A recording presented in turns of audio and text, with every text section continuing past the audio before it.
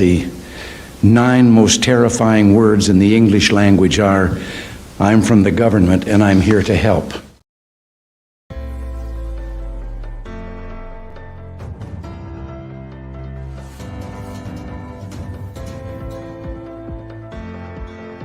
We hold these truths to be self-evident, that all men are created equal, that they are endowed by their Creator with certain unalienable rights, that among these are life, liberty, and the pursuit of happiness, that to secure these rights, governments are instituted among men, deriving their just powers from the consent of the governed. That whenever any form of government becomes destructive of these ends, it is the right of the people to alter or to abolish it, and to institute new government, laying its foundation on such principles, and organizing its powers in such form as to them shall seem most likely to affect their safety and happiness. Prudence indeed will dictate that governments long established should not be changed for light and transient causes, and accordingly all experience hath shown that mankind are more disposed to suffer, while evils are sufferable, than to right themselves by abolishing the forms to which they are accustomed. But when a long train of abuses and usurpation, pursuing invariably the same object, evinces a design to reduce them under absolute despotism, it is their right, it is their duty to throw off such government and to provide new gods for their future security.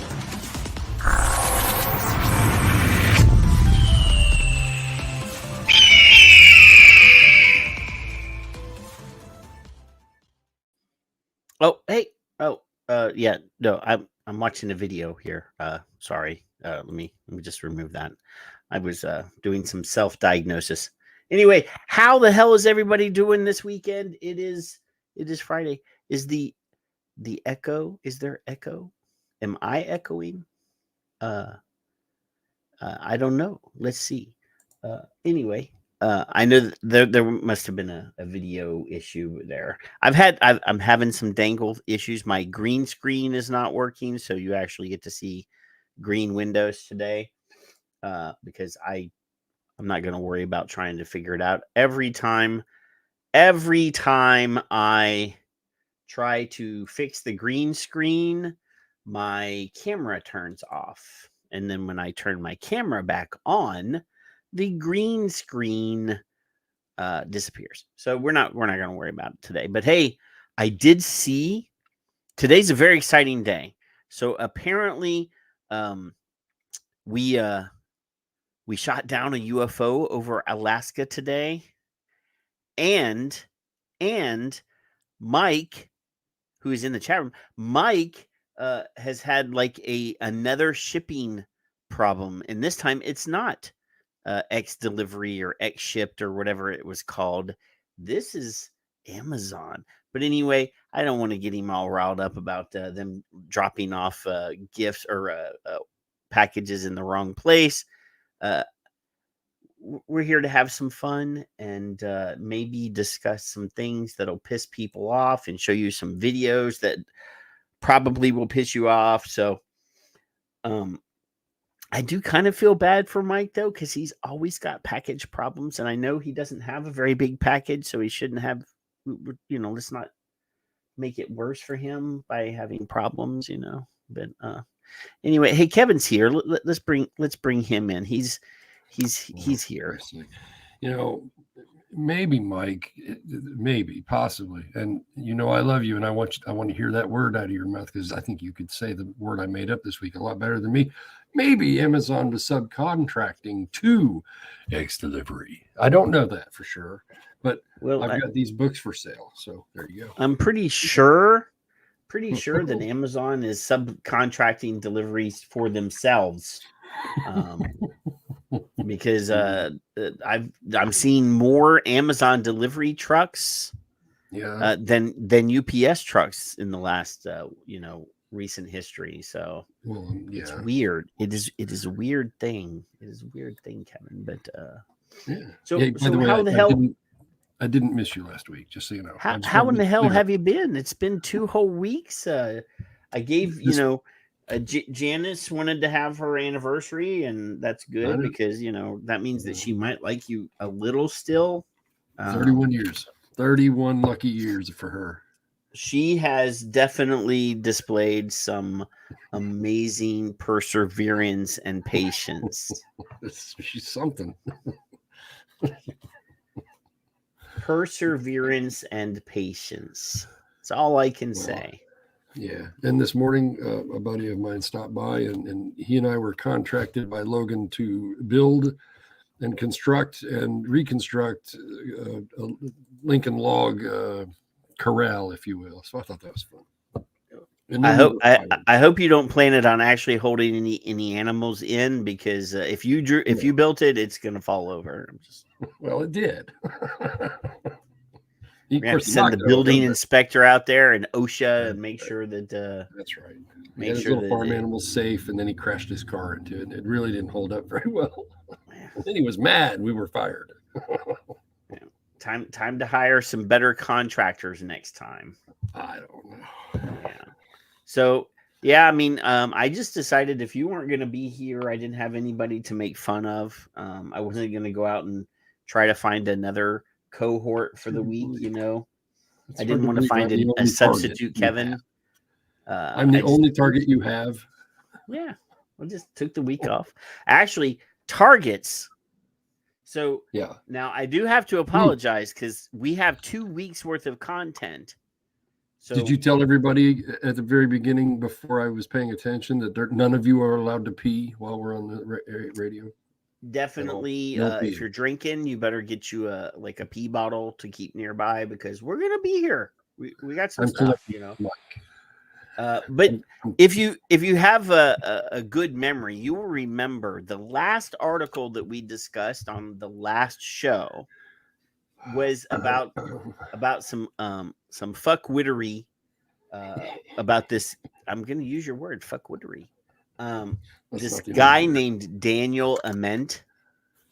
We talked about him. He's claiming that he had to get a lung transplant because of vaping, and he started a charitable organization, and he's going around giving talks and stuff.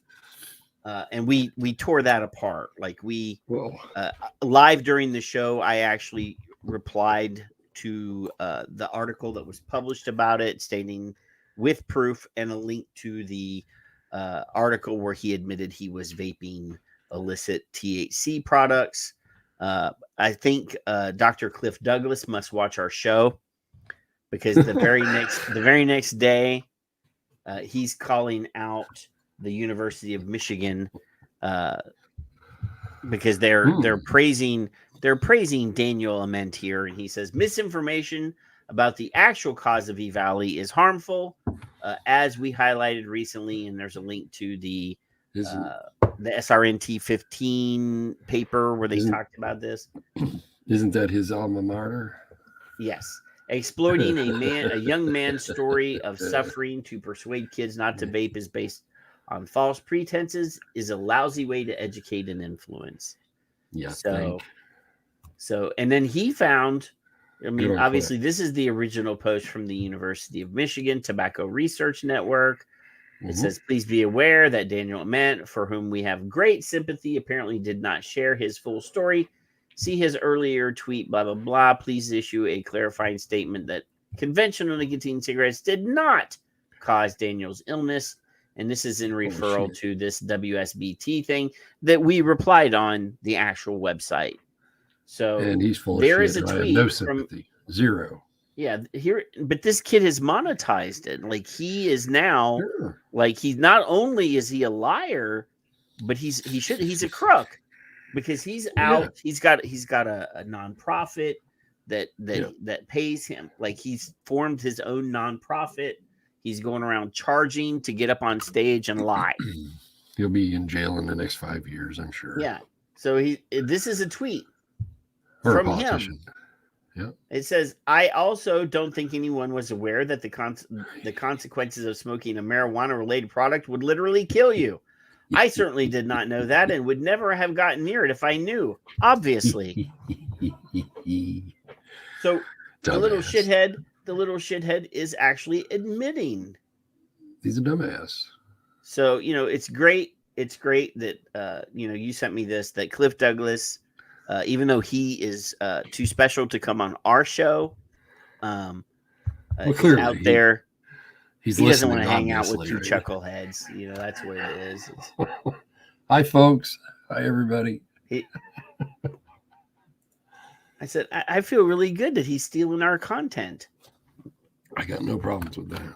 All these like super important people that think they're special and better than us. Yep. They won't come on our show. Mike needs to make a 3-second video. Rhetoric political. So, what? Rhetoric political. Rhetoric political. But yes, did you see that we shot down an unidentified flying object over Alaska today? I have to take my nap every Friday night to put up with your dumb ass. So this just happened this afternoon. This just happened this afternoon. After I came home from work. There's YouTube videos all about it. They're interviewing Is it generals. A balloon? Well, he won't say. He says it's an unidentified object. It's a Domino's pizza balloon or something. Oh. So since he clearly said it's at this time it is an unidentified object. I thought UFOs that we shot down ET. Like that's that's what I'm gonna believe. Ouch. My God.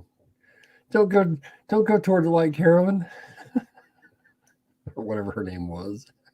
I don't even remember. I don't think I've ever seen that movie all the way through. I haven't seen it since I was 15 or something, 12. I don't know. I just don't think I've ever seen that full retard movie. You've got a lot of fuckwittery to go through tonight. You know that cluster. I know. So that's why I'm gonna constantly get this is over in the weeds just to make you stay up longer. Oh, what a fucking word. Because my wife is going to do like 2 hours or 3 hours of Zumba in the morning so I can sleep in. Wow. Oh, yeah. She's that tired of you. She might go 4. Yeah, she could do. She's doing the Zumba and then she's doing the insanity workout. Yeah. And that's why she's like pretty and skinny and I'm fat and not because you don't Zumba. And she doesn't want you to come. I'm not Zumba-ing. I don't even know what Zumba-ing is. Here. I'm going to show you a video. All right. I'm going to show you a video that's going to get your... Is it ET? It's going to get your knickers all up in a crimp. Am I going to wet them? you're well, I don't know. You might be wet in there already. I don't know. But let's see. What is this one called? I don't know. Oh yeah. It's really, I can't tell. They're so similar. Oh boy. Oh boy. Is it another truth or false? No. False. I don't think so. Let's watch this one. All right, I'm ready.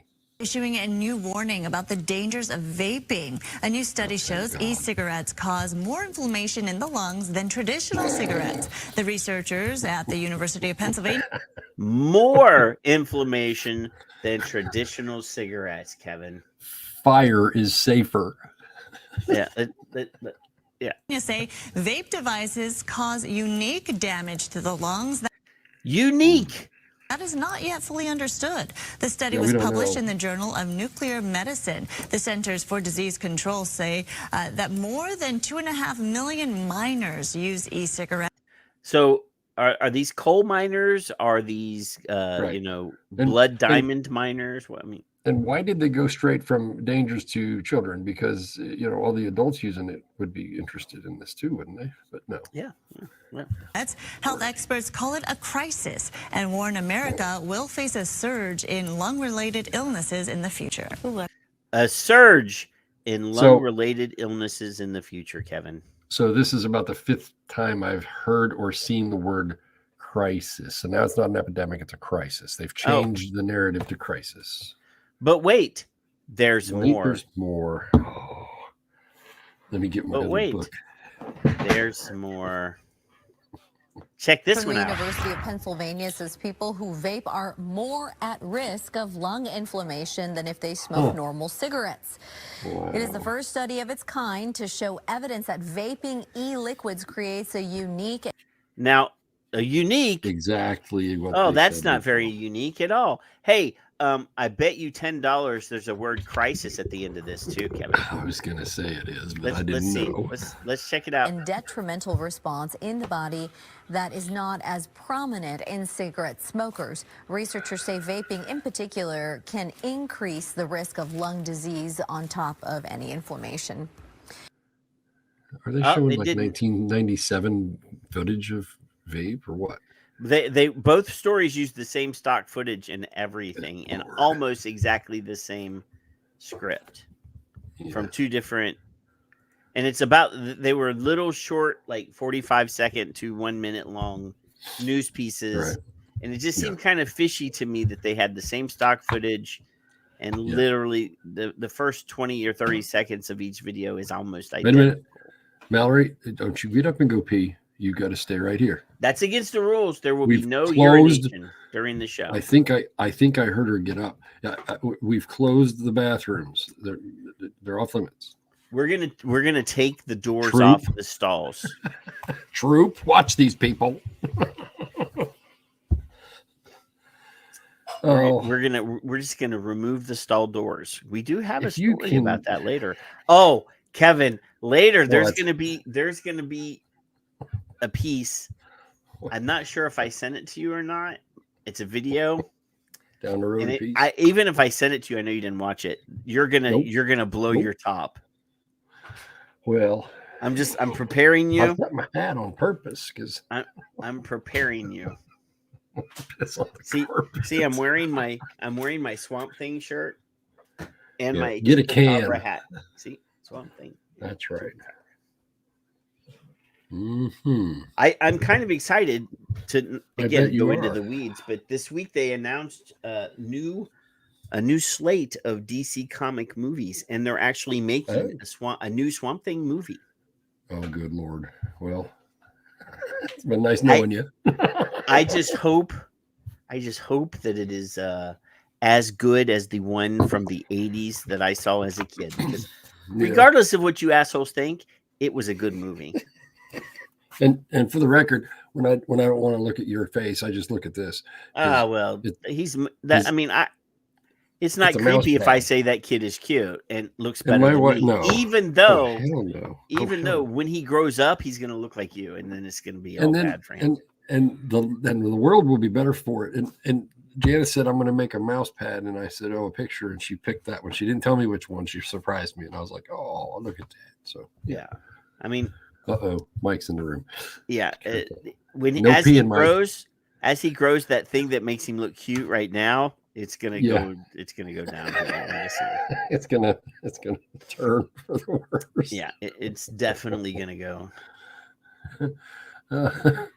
I'd pretend. Get the somebody's offering me to promote my. Did you see your other message? My other private message. I did see that, but I got the same private message from him last week, and then he deleted it. Okay. So I don't know. I don't know. Right. But anyway, really, I don't want to. I don't. What's this video bullshit? I'm not really. Oh, there's another video. No, the one that's really going to come over and turn your shit on for you. No, the one that's no.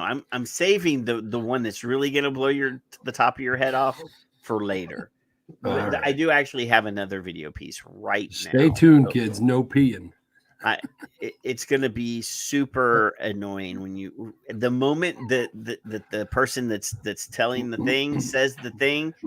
I'm going to pause it just so I can watch your head blow off because. You're gonna be so grumpy. But anyway, this is from Alabama. This one's from Alabama, I think. Huntsville is working to reduce the number of kids using tobacco products. News 19's Kelly Smith sat down with Partnership for a Drug-Free Community to talk about the risks associated with vaping and how the partnership is tapped. So I want to I'm already pausing this shit because they're partnering. The organization, the anti-vaping, is a drug-free. Yeah. So now, are we a drug or are we a tobacco? We can't be both, right? Well, it's all in the wording. So now they're you're scaring listening to. people. They're scaring mommies and daddies. They're scaring all the because now it's a drug thing, you know. The problem. The Partnership for a Drug-Free Community has been serving the Huntsville and Madison County area for She more than looks like 30 she's had years. plenty. And joining me is Anne-Marie Martin with the organization. And so I just wanted to start off by talking about. Now, I am not one to make fun of what people are wearing, but this green sweater dress thing is not very. She looked high. Well, She looked probably high is, to me. but it's really not. You know, looks kind of frumpy. don't If care. you're going on TV, you got to be. You know.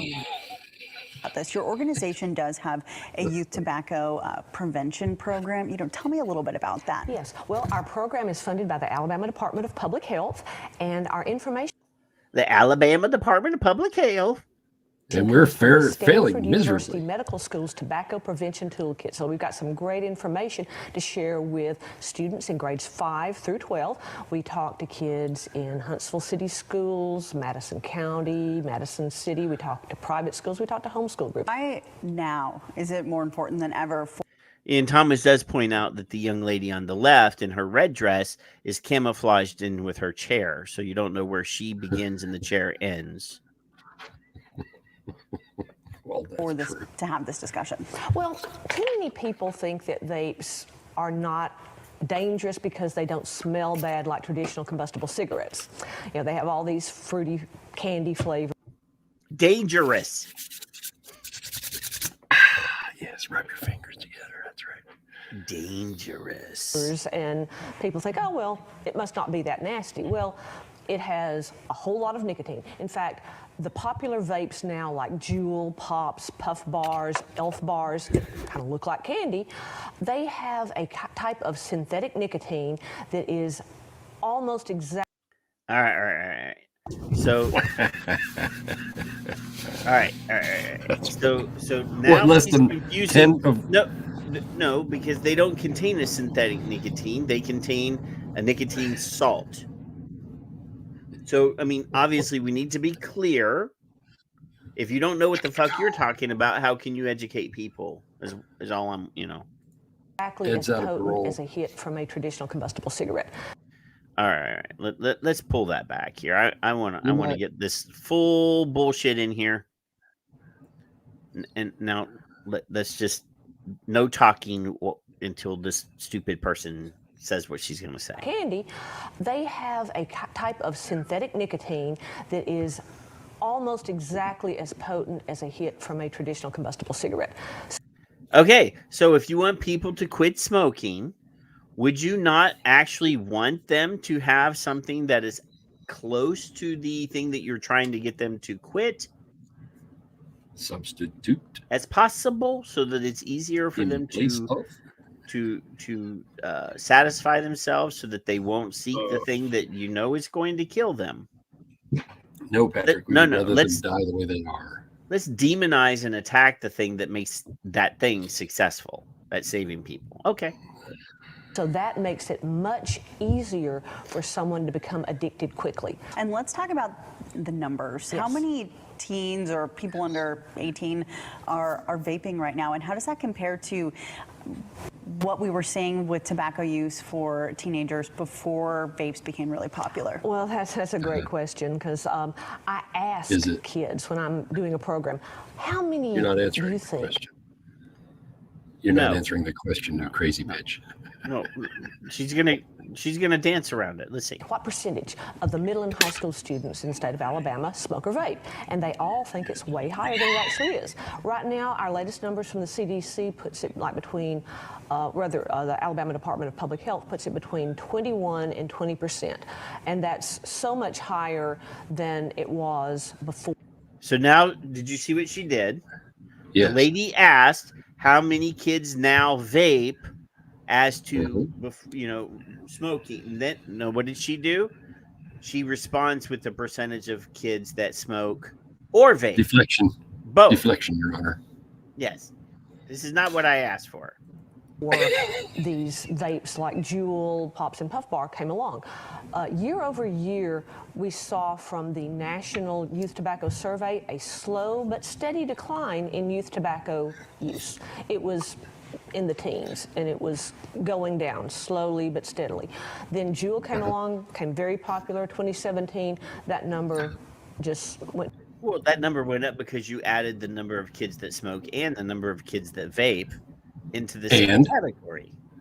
And they called it tobacco, and that makes it go back up. Yeah, yeah. It's all in the Any word. tobacco use, yes. To the roof. Tell me a little bit about some other concerns you have with the rise of vaping. Well, of course, now, exactly what vaping can do to you is very bad. It has a lot of nicotine, as high as traditional combustible cigarettes. Nicotine hurts your heart, it hurts your lungs, hurts. Makes your brain work better. It keeps you from killing people. Patches and gums, people stay away from them. They're dangerous. Flavoring chemicals that create all these flavors. As I tell the kids, they don't create chocolate chip cookie vapes by grinding up chocolate chip cookies. It's flavor. What? You mean there's not really any chocolate chip cookies in my chocolate? I don't have a chocolate chip cookie. I guess I'll give my son his grinder back then. Flavoring chemicals. Some of these flavoring chemicals can scar your lungs. Some of them can hurt your heart. What? So the nicotine is bad. The flavoring chemicals are bad. There are microscopic heavy metal particles from the vape in this vape aerosol. All right, well, thank you so much for taking the time to discuss all of this. And if you would like to learn more about... I like heavy metal. Where's my friend Lemmy? Oh, he's dead. Patrick, I've been trying pretty hard. I mean, chain vaping is kind of a thing. And I'm really trying hard to scratch my lungs, and I can't yet. What am I doing wrong? I don't know, dude, because, I'm 18. I did just acquire a new little toy this week to go with my collection of toys. And this does the only thing this does is scratch my wallet. But X1 if you want to see Patrick try to scratch his lungs. Because I think it's something we should see live. If it's possible at all, try. Let me pull out the machete here. Oh, that's what they mean. Oh, okay. Well, that looks dangerous. Those should be banned. Oh my God. How can you find this shit? How does it? It's a special skill. But this is the type of thing, the local news channels hit as many people as CNN, as Fox News, your local news is, and you spread that over all the local newses. That's why we find 16 copies of the same piece. That's right. Because the money people know, you spread out that little money into a bunch of smaller markets, and you're hitting just as many people, because the people that watch Fox News ain't watching CNN, and the people that watch CNN ain't watching Fox News, but everybody watches their local news. I don't any longer. Not anymore. All I know is as long as she mentions public health, the words, then they're funded by, and then Stanford, which gives them free shit anyway, so the funding is mute to me. And then you got to look like a grandma, feel the crowd out by looking trustworthy, and wear some frumpy looking bullshit on your skin so you can cover that up. Yeah. Answer the questions as you can. Oh, it's silly. I'm out of breath. Silly. So you sent me. You sent me a link. You sent me a link last week, and I feel I'm kind of upset. I'm kind of mad. Are you about obliged this to show it? Because you sent this to me, and not the person that should have sent it to me. Oh well. So very good friend of the show, Jeffrey Zamora, is working on a documentary series called #Safer. Can you imagine? and you know, I'm assuming that this is a series of documentaries because it says documentary series right up here, and this first one is hashtag Nothing by Safer you. Argentina. Hey, try to scratch your lungs. People are X1 A film by Jeffrey Zamora, who Jeffrey hangs out in our chat room all the time and never told me that he was doing this. I have been having a conversation. He's a sneaky little bastard is what he is. I'm mad at him for not telling me next about thing you this. know, Chris is going to be in it and eating freaking chocolate, and we won't even know. That would make it even worse. I mean, right? Because so it says right here, project supported by Knowledge Action Change and Inco. So you know, I'm scrolling through here. It says, what is this documentary about? Because we didn't tell Patrick, and you need to know. Hashtag Safer is a documentary series about people who fight for harm reduction alternatives, even when banned by their country's legal system. And then there's a link to a trailer for Safer Argentina. Now, we're gonna play. We're gonna force you to hear a video in well, it's not Spanish, in Portuguese. It's got because it is subtitled. So I'm gonna make you guys watch this, and I'm really mad that Jeffrey told you or tweeted it and didn't send it to me, because I've been talking to him in the background about a different project, and I'm kind of mad that he didn't mention this. It's a secret code, and una de las frases más emblemáticas del gauchito Gil fue: con la sangre de un inocente se curará a otro. Hablamos de el contrabando hormiga que traen desde el Paraguay al argentino.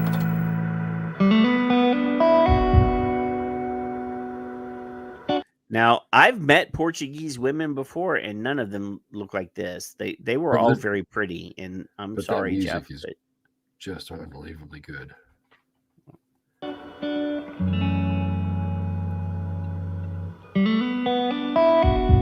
Cancer called me today. So gonna take your loved ones away. It's time their minds don't live here anymore. They've been sold. Este país es, vamos a decir, muy corrupto, y eso lleva a que, viste, te pasen el billete por el abajo de la mesa.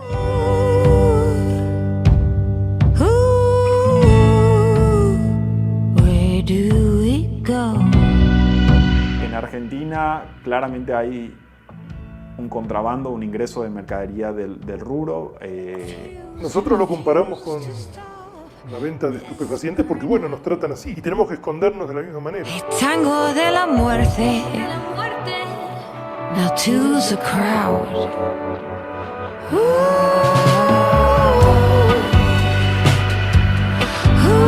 Now, I actually don't know what this hot woman dancing has to do with anything, but I like it. Just saying. Tocaste una fibra sensible.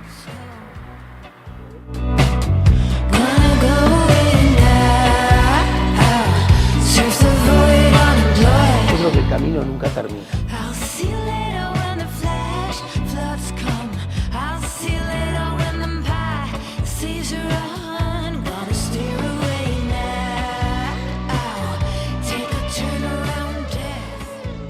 In my mind, una de las frases más. There we go. In my mind, the imagery of that is they're hiding and they don't want to hide anymore. Well, yeah. It was just they're beautiful humans. That's what it is. But you know, I've been, ever since we participated in the World Vape Day thing last year, where we did the 5 nights of broadcasting. I've been in a WhatsApp group with a bunch of international advocate people, and I am impressed on the regular by the Latin American, Central American vape advocates. They are kicking ass, and they're not. I mean, they fight, like, they take to the streets, and it's impressive to me. As well they should. Yeah. Eddie, you see, Bastard snuck in too, right? I saw Bastard, and I did see Addie, and I'm kind of pissed off that I'm like the third or fourth person in the list of people that he says hello to. Hey, as long as they're not peeing, I don't care. But it is nice that he put the lovely Peggy in front of me. Peggy is and Mallory, my favorite people, and Mallory, she's okay too. Yeah. Hashtag, I'm not trying to use my Michael voice, safer. Yes. So hopefully those films will be available for us to view. But then, and thank you for the subtitle. What is it? February 1st. Just okay, Mallory says. Yeah. So 10 days ago, this is an old tweet, but it made the list. Get him. This is from our very good friends Bernie and Marc. Yes. It says, helped a client in her 70s to make a big change today. After a couple years of the same wattage nic level puffing, she wanted bigger clouds, more flavor, and puffing. Cut her nic level in half with a new device coil to switch at twice the wattage, and she left laughing and blowing huge clouds. And you know what that is? Do you know what that is? I'm going to tell you people what that is. That's the beauty of having a customer tailored product. That's David Dorn's pleasure principle that he discussed at the eSig Summit. I don't remember. You can correct me all if you want to. And he had about a 4-minute discussion with the people in front of him, including Dr. Glover, about pleasure principle. Everybody hold up your vapes. Everybody's got something different. Nobody is the same. She wants what she wants, and that's what I like. And Mark and Bernie did that for her. I just think it's funny that we've got a 70-plus-year-old cloud chaser out there now. Yo. Yes. Everybody's different. None of us are the same ever. I don't know why. What are you looking at geodes for? Well, no, because this is this is Mark's tweet right here, right? I know. So there's your friend Jim. Oh yeah, well. And then there's an ad for jammies. Oh, I need those. And then there's a. Look at that. That's neat. It's just suggesting weird stuff. Oh yeah, of course. Hey, look, a 7-year-old lady might need some jammies. I don't know. There's Martin Dockrell. Yeah. I know who he is. I know him too. He's a smart guy that we're acquainted with. Well. Yeah. I don't know. Exactly, Morale. If she can chuck clouds all goddamn day, I don't care. Gosh darn day. That too. Did I tell you I like coffee? But I don't. It doesn't like you. I love coffee. So I didn't mean to make you feel bad about knowing that, and you didn't, but I thought you did. I figured you probably knew everything, but you were wrong. Some things. Oh wait, I was wrong. Are you talking about the pleasure principle? No, you've seen that. I'm sure you've seen that, but I know I've seen that. The safer hashtag safer. Oh no, that really annoyed me. Actually, I'm just saying. I'm in a secret group, right? And I don't very often pay attention to all my DMs and. There's like 3 or 4 secret Twitter groups that I'm in that I just don't even look at. So now you're very disappointed that you didn't know it, and I'm glad. No, I'll look over in a Twitter group, and there'll be like 80 comments since the last time I checked. Yeah. And I'm just like, I can't be bothered with this. I'm just going to skip this. If you happen to follow me and you're listening to this, and you've done it recently, and you're putting something into my direct message, fuck off. Thank you. That's my statement. I mean, every once in a while, I will look at it and go, "Oh, there's a direct message here. I should look at this." But Right. Yeah, there. If I look at my messenger and it says there's like 20 message requests, I'm just gonna go ignore. I got Lincoln Logs to play with. I got sand in my Vaseline. You should Zumba more. Yeah. So, in another 10-day-old news piece that we were supposed to talk about last week, that is really a non-news piece. It's just one of those things that I think it's the same article that they publish every couple months because the same group of assholes get together and write a letter. But here we go. Durbin and bipartisan senators slam FDA's repeated failure at vaping regulation. I apologize in advance for the large penis on the screen. I'm not that large. I'm large, but not that large. The same group of of old people that don't want you to have any fun. And I'm not saying that all old people are like that, but this particular group of old people, they don't want you to have any fun. So it says here, a bipartisan group of senators on Wednesday slammed the, quote, repeated failures at the FDA to regulate e-cigarettes and to take action against companies illegally marketing products to minors. Sure. Yeah. Absolutely. None of these companies can afford actual marketing. Damn.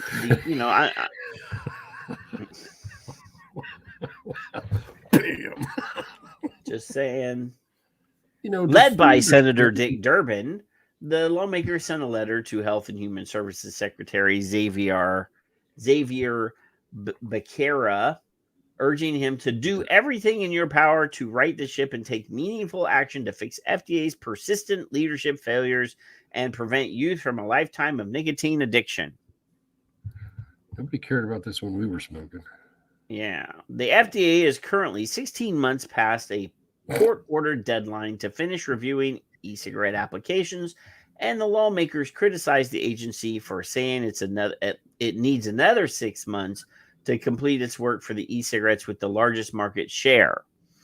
An estimated 1 million children may now be at risk of picking up vaping before the FDA finishes its review.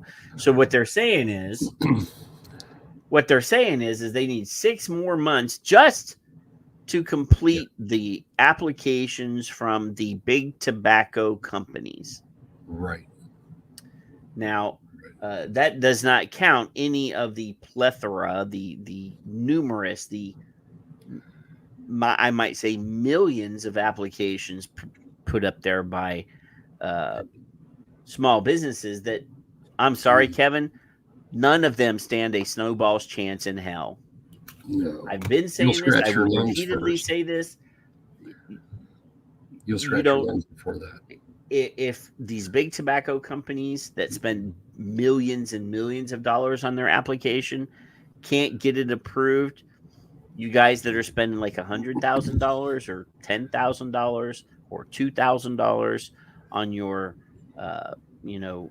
crowd-funded PMTAs, you have no chance in hell.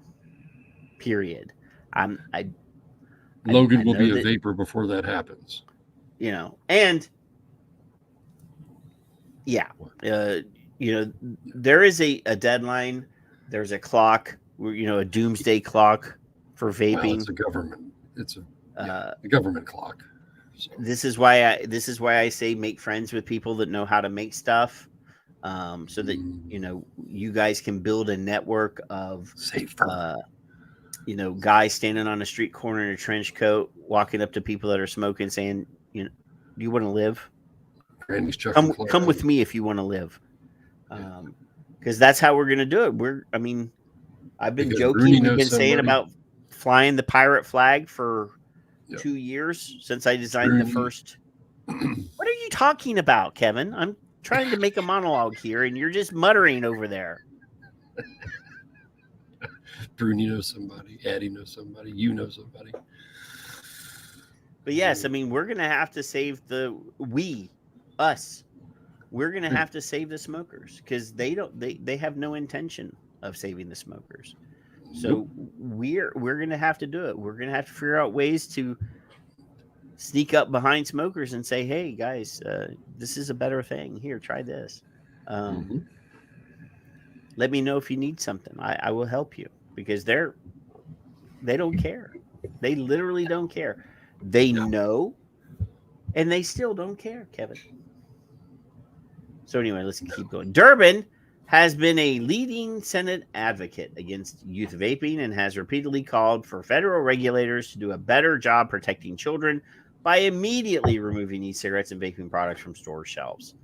Yeah. For nearly a decade, the agency has neglected its duty under the law to regulate e-cigarettes, jeopardizing the health of millions of children.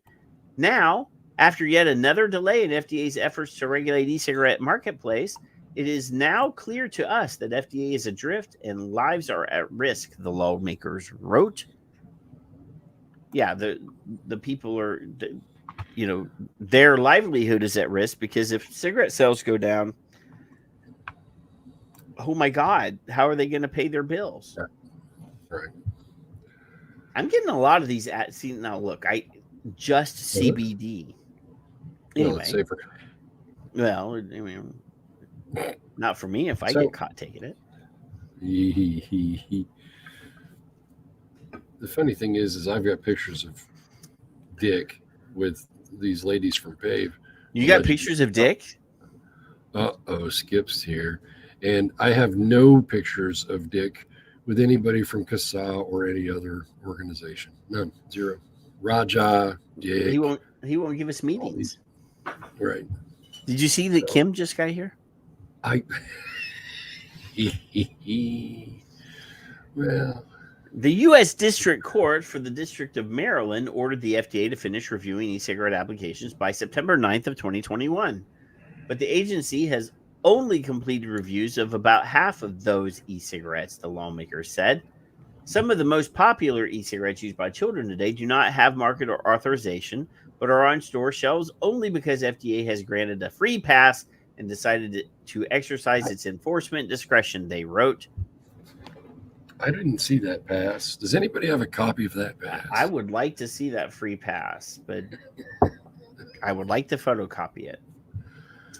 The FDA was given the authority to regulate the market, manufacturing, and distribution of tobacco products in 2009 when Congress passed the Tobacco Control Act, which is not actually accurate. Boys and girls, the Leon case, the Cetera case, Judge Leon said that FDA could try to regulate e-cigarettes as a tobacco product if they deemed and went through the deeming process. That could happen, but nobody granted them the authority to do it, or the authority was not given to them. They had to go through the process of deeming them. Correct. Deeming. Yes. Redefining. It's all about understanding the English language, and I'm sorry, but I'm an old man, and I learned my English a long time ago, and I don't like the way they're trying to redefine what words mean in our language today. No. This is only one of such instances of them trying to change the facts. Everybody needs to let Skip know she's not allowed to pee. Just in case.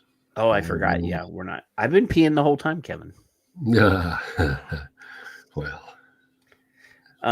But an independent report from Reagan-Udall Foundation released in December found the FDA's failure to take timely enforcement action jeopardizes public health and undermines credibility and effectiveness in tobacco product regulation. Why isn't that at the top? You take out the but and you put an independent report and you stick that at the very top of this story.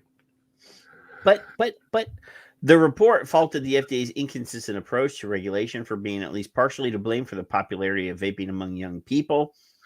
Instead of proactively creating regulations, the report found the agency's tobacco center had been forced to operate primarily in a reactive mode, moving from one challenge to the next. Brian King, the head of FDA's tobacco division, published an update on Tuesday saying the center would respond to the Reagan-Udall report later this month. It's not that important to him. So a report that came out in December? Yeah, and here we are. It's going to be March, and he's going to write a response in March to something that was published in December or November, whatever. Well, he's talking to Greg and her name escapes me. Goodness gracious. We're supposed to have a meeting anyway, allegedly. Who? Allison? Is it Allison? I don't have my Twitter up. I don't know. Brian King is supposed to meet with them, and there's questions you can submit. With who? With Brian King. And who is meeting with Brian King? Greg, AVM, I think. AMV. I'm losing all my letters now. Yeah, I am. Allegedly. I'm going to keep my mouth shut. I'm not going to say anything, Kevin. AVM, thank you. Yeah. Okay, fine. And then he'll direct that thing in March. So there you go. Yeah. Okay. Hey, I got another here. Let's play a video piece. What? Oh. Yeah, let's play a video piece. This one will be cool. I think you'll love this one. Yeah, is that? Let me make sure.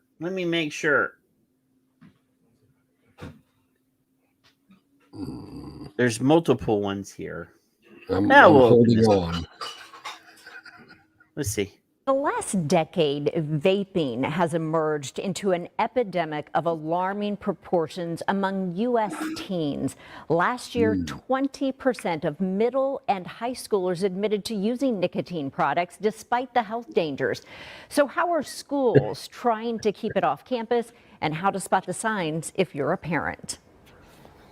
How many of you, by show of hands, know someone that's a teenager that vapes?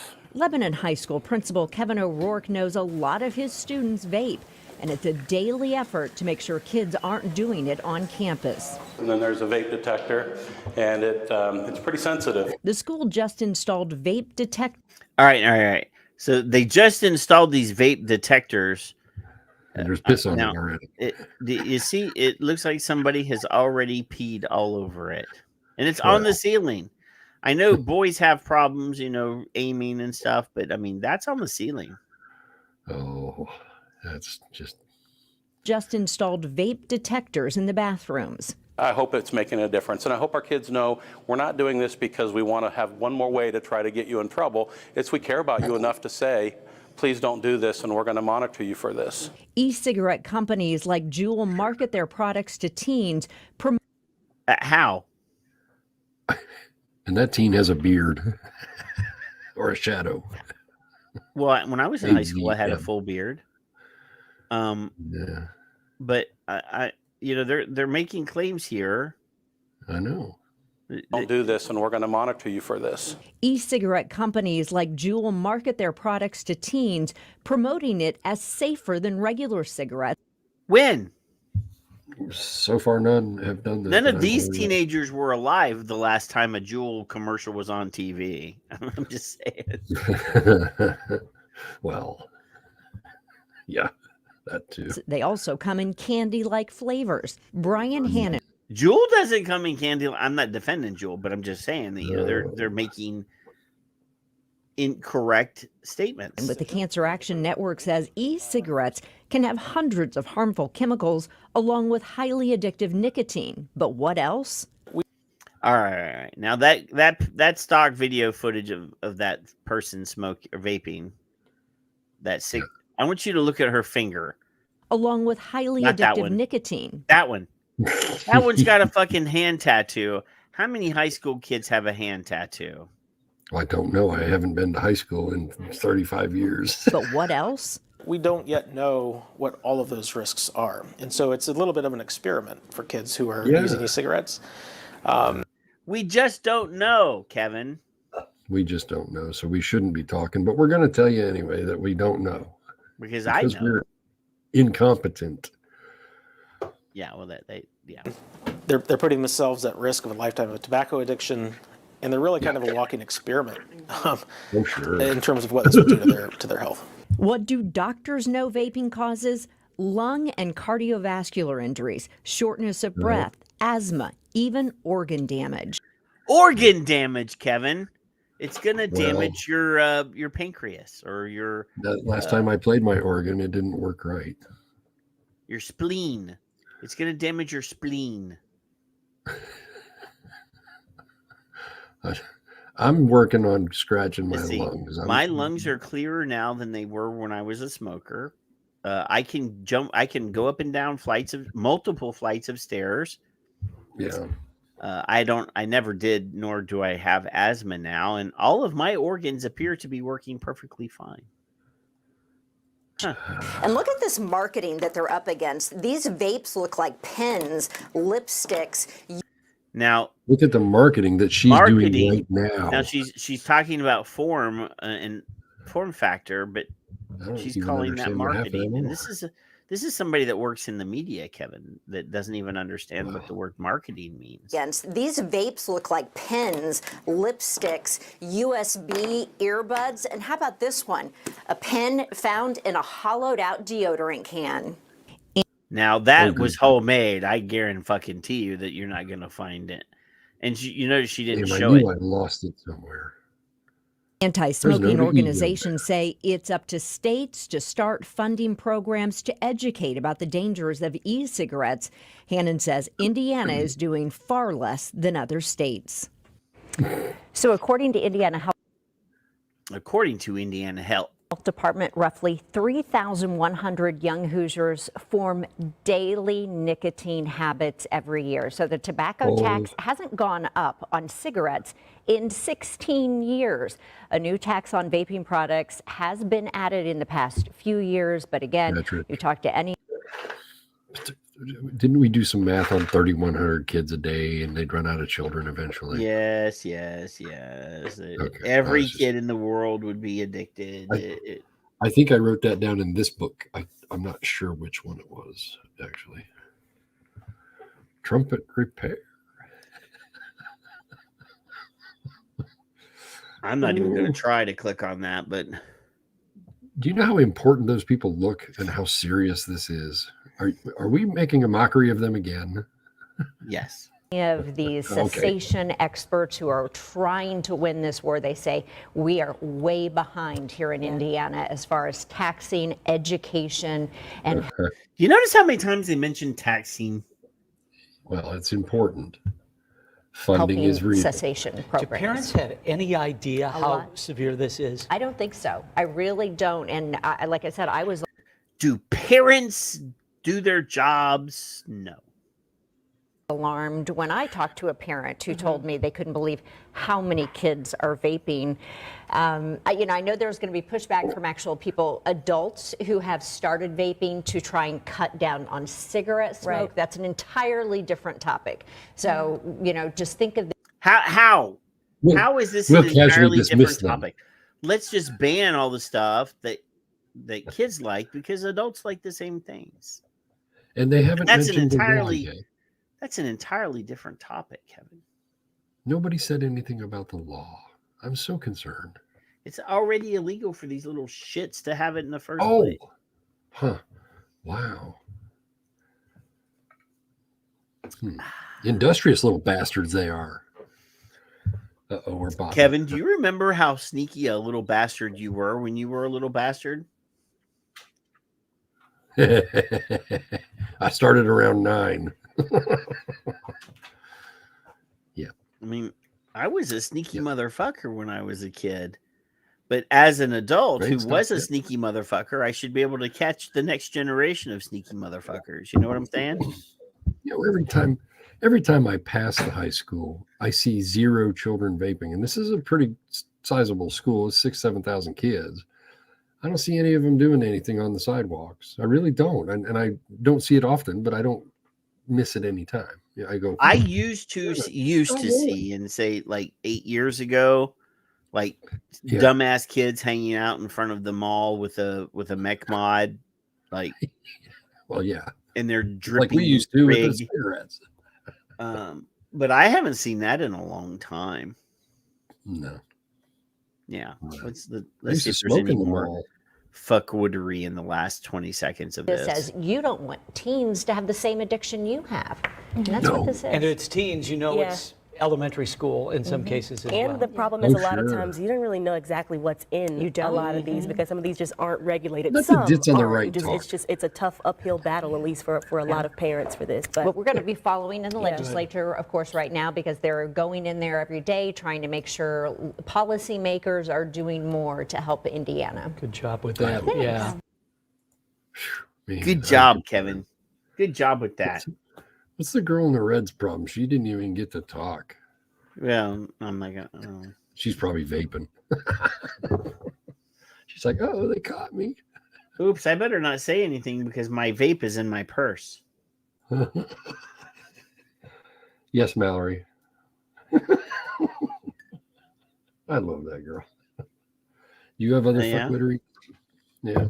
Well, yeah, this is one that this was the last one last week that was supposed to be discussed, and you sent me this. So this is from the FTC. Oh yeah. So it says here, FTC releases reports on cigarette and smokeless tobacco sales and market expenditures for 2021. Mm-hmm. Why is this important that we cover this, Kevin? Well, I can't see it because you didn't make it bigger.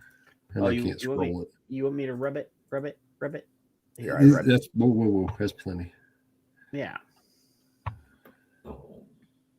So 203.7 billion dropped to 190.2 with a B billion. So that's gone down. Now, significantly in the past. You have to keep in mind, though, Kevin, that this is from 2021. Yes. Right. So this was. It says the number of cigarettes is the largest cigarette company. Oh, this. It doesn't say. Oh, and from 2022 to 2021. Now, as a person that follows the stock market, I see the prospectus and the prices and the market share and all that stuff, and I can tell you they might have sold fewer cigarettes, but they're still making more money. Right, they are, and by proxy, the government is now.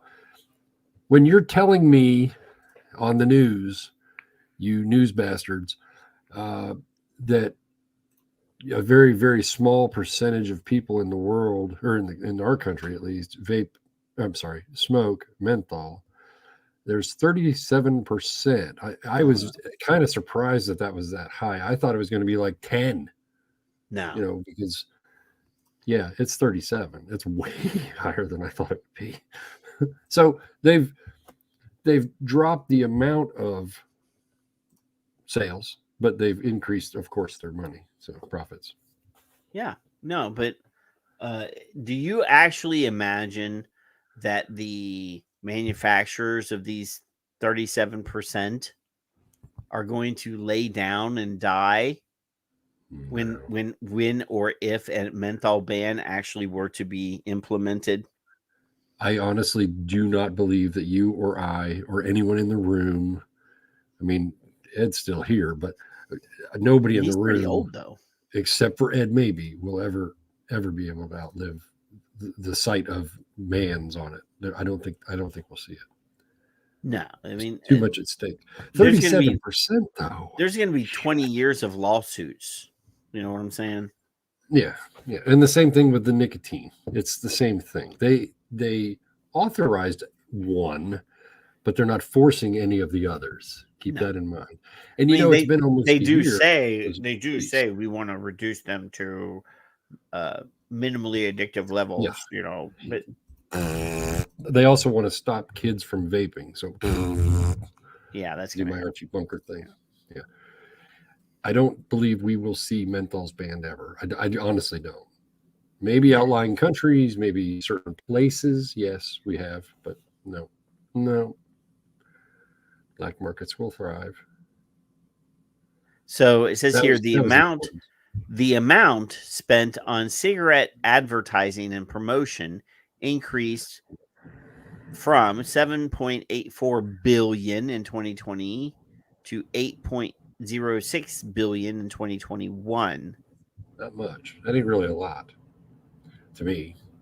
And then, because if the manufacturer of the cigarette gives a deal to a retailer, they have to record that. Yep. So there was $6.01 billion in discounts. Yep. My son Dustin gets those. Yes. Yeah. You're not allowed to pee, Janine. You're not allowed. It's against the rules. Why did you come in here and then say you were going to be back in 10 minutes instead of just coming in 10 minutes? Because she loves us. I think we're actually addictive. Could be. I'm not sure. I don't know. It's everybody just likes me abusing you. They like to watch me abuse you. Pretty much. So this wasn't really of any literal importance to any of us, but it's a perception that you go, what? 37%, Patrick. Yeah. But just think about this, Kevin. Smokeless tobacco manufacturers, they reported 804 million, and this is just lozenges and pouches. Yeah. They doubled their market in 1 year.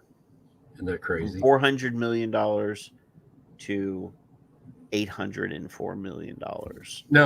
No, so just Jeffrey, we had a discussion of you and Patrick. You're not allowed to leeway. You're not allowed to leeway. So with this report, this is just, make sure I'm right or wrong, just the United States numbers. Yes. FTC. That's yes. us, This is the American numbers. This is just us. So it's a good report to just peruse and go, this is strange. Well, that's weird. Huh. That's all. That's the only reason I sent it, thinking our friends may find it interesting that you can see in numbers that they do report, and they also do a nicotine report, how the state of nicotine and its sales over the world. I don't know about the P trip. Tom, you're fired. You can't. Oh, that was for Janine, I bet. You can find out how much nicotine they sell and how their market is going in various forms, and I like that, but I can't find it right now. So, okay, Jeffrey, whoop him, knock him around. I'm highly disappointed in my friend Jeff. Hashtag safer. I'm so next week mad. It's breaking news. Look, hopefully next week. I'm hurt that he was working on a documentary series and never mentioned it to me, and some stranger had to send me a link to a trailer and a I'm gonna website. tell you something that I've told my children. That's what feelings are for. Calm down. Yeah, but here's some hurt feelings right here, Kevin. 2 California teens held in killings over illegal vape sale. Oh my God! You gonna read it? Here, 2 Southern California teenagers have been arrested in connection with the killing of 2 young men last month during a meeting involving the illegal sale of vape products. Right. The San Diego County Sheriff's Department says. Do you see he claims to have tagged me? I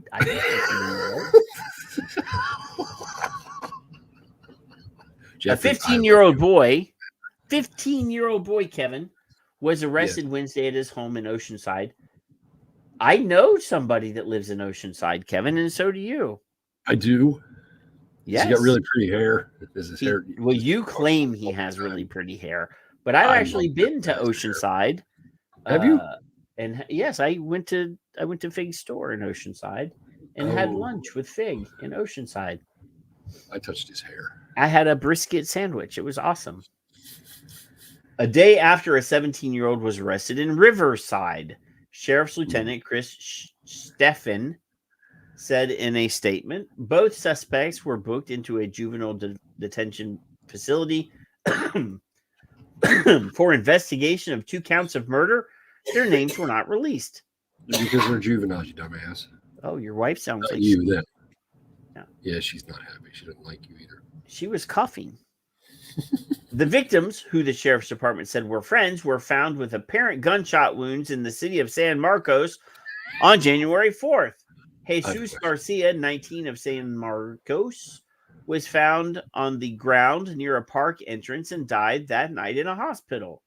Nicholas Teifer, 20, of Vista, was found in the passenger seat of a nearby car and died at the hospital the next day. Can we stop using the words apparent and gunshot wounds in the same sentence? It confuses people. Well, I just read it. Fucking idiots. I didn't write it. I know.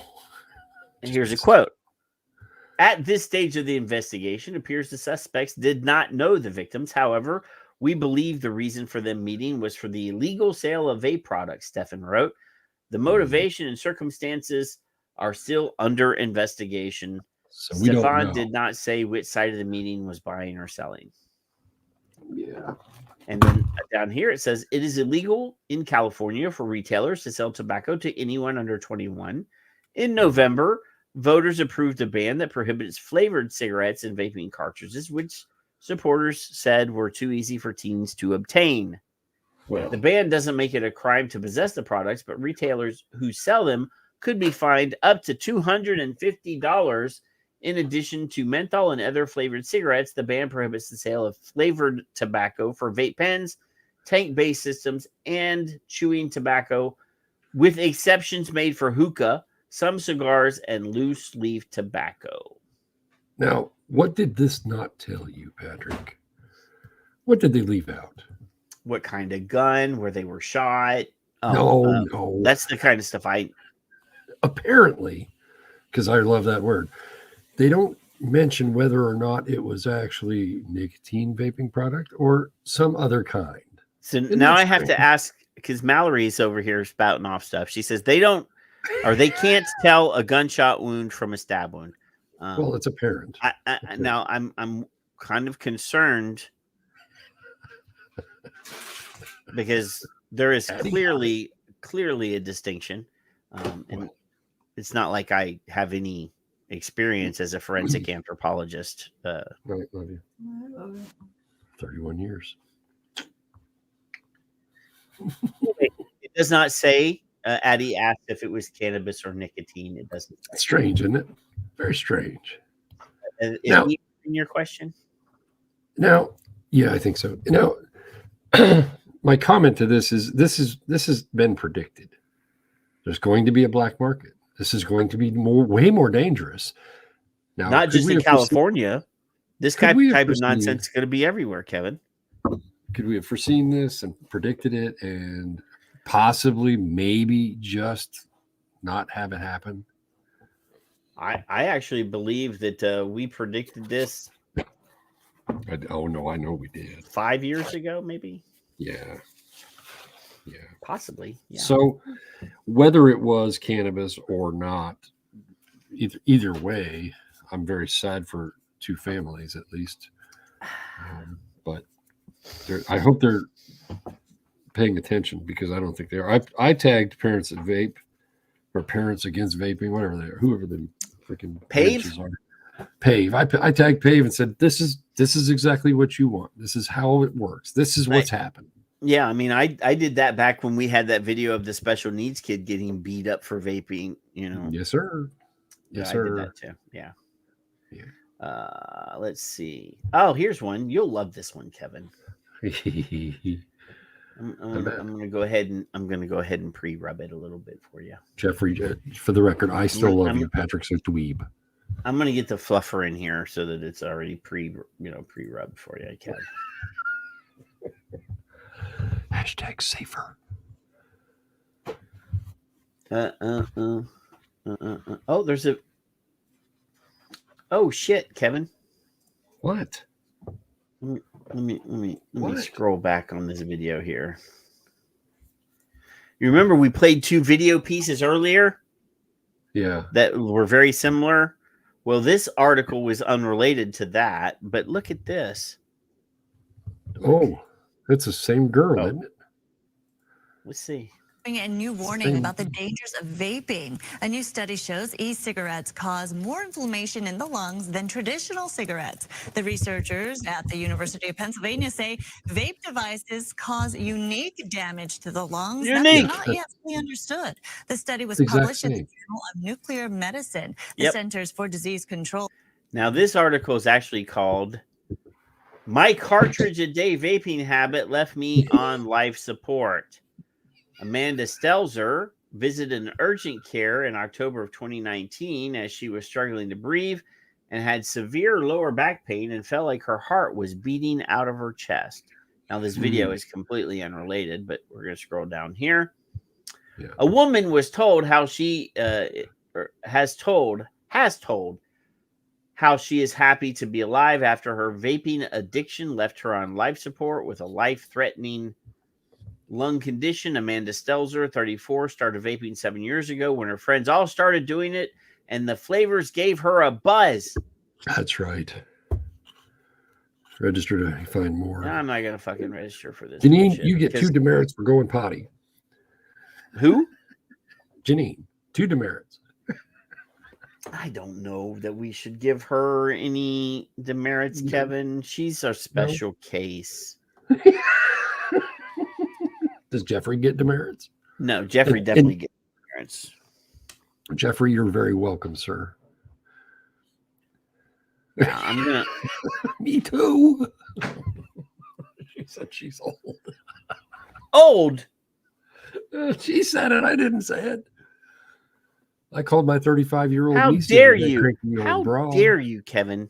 Here's a different article about the same person. Vaping addict from Ohio is left fighting for her life with deadly lung condition after smoking entire e-cigarette cartridge daily for 7 years, the equivalent of 50 cigarettes per day. Amanda Stelzer, 34, suffered a severe lung condition because of her vaping. She's more than 1 vape cartridge every day, 7 years. And her life after smoking more than a cartridge of liquid every day for 7. You notice how they always have to like repeat the headline, the 2 sentences of these articles today are just the headline repeated. Like a growing number of Americans, Amanda Stelzer, 34, started vaping in 2015 after seeing many of her friends doing it and think it would be fun. She was quickly hooked on the devices and found herself going through around 8 cartridges of vape fluid each week, the equivalent of 50 cigarettes a day. Now, I seem to remember reading an article last week where they said a cartridge had as much nicotine as a cigarettes. I've got now they're saying, yeah, I remember them saying that the last time we did one of these. Suddenly, in October of 2019, she went to urgent care after suffering from breathing problems. Doctors could not figure out what was wrong and sent her to a local hospital. Within the next 24 hours, life support chest scans revealed she was suffering from acute respiratory distress syndrome. That's scary. ARDS, a deadly condition that occurs when a person's lungs become so damaged they fail to provide the rest of the body with enough oxygen.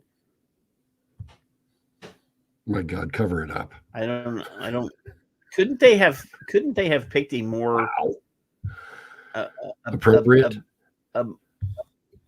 one without her gown lifted up and showing off almost her crotch? Wow. Wow.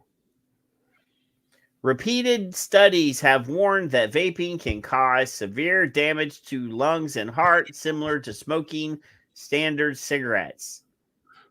Miss Stelzer, a cashier from Delaware, said, "I was crying because I was in so much pain. I was so scared." Dude, I do not deny that not being able to get oxygen is frightening. It is an awful way to go. It's like drowning on dry land. It is, but let's be honest here. This is bullshit. She was on life support for about 8 days. What? Oh, the e-cigarettes cause more is sitting right there in the middle. I think that's cute. Yeah. The side ad, yeah. Yeah. Right here. This thing right here. The last thing I remember is someone handed me a form basically saying I need to sign this if I wanted to live. That was the consent form to be put on life support. She was on life support for about 8 days with doctors warning her family she may remain that way for at least 3 months. Despite her severe illness, doctors could not figure out what was wrong with Miss Stelzer. Not until her mother asked a nurse if this could have anything to do with her vaping prompted doctors to scan her chest. What? Right. They didn't check that at first. What? So somebody comes into the emergency room and says, I can't breathe, and they're not going to do what?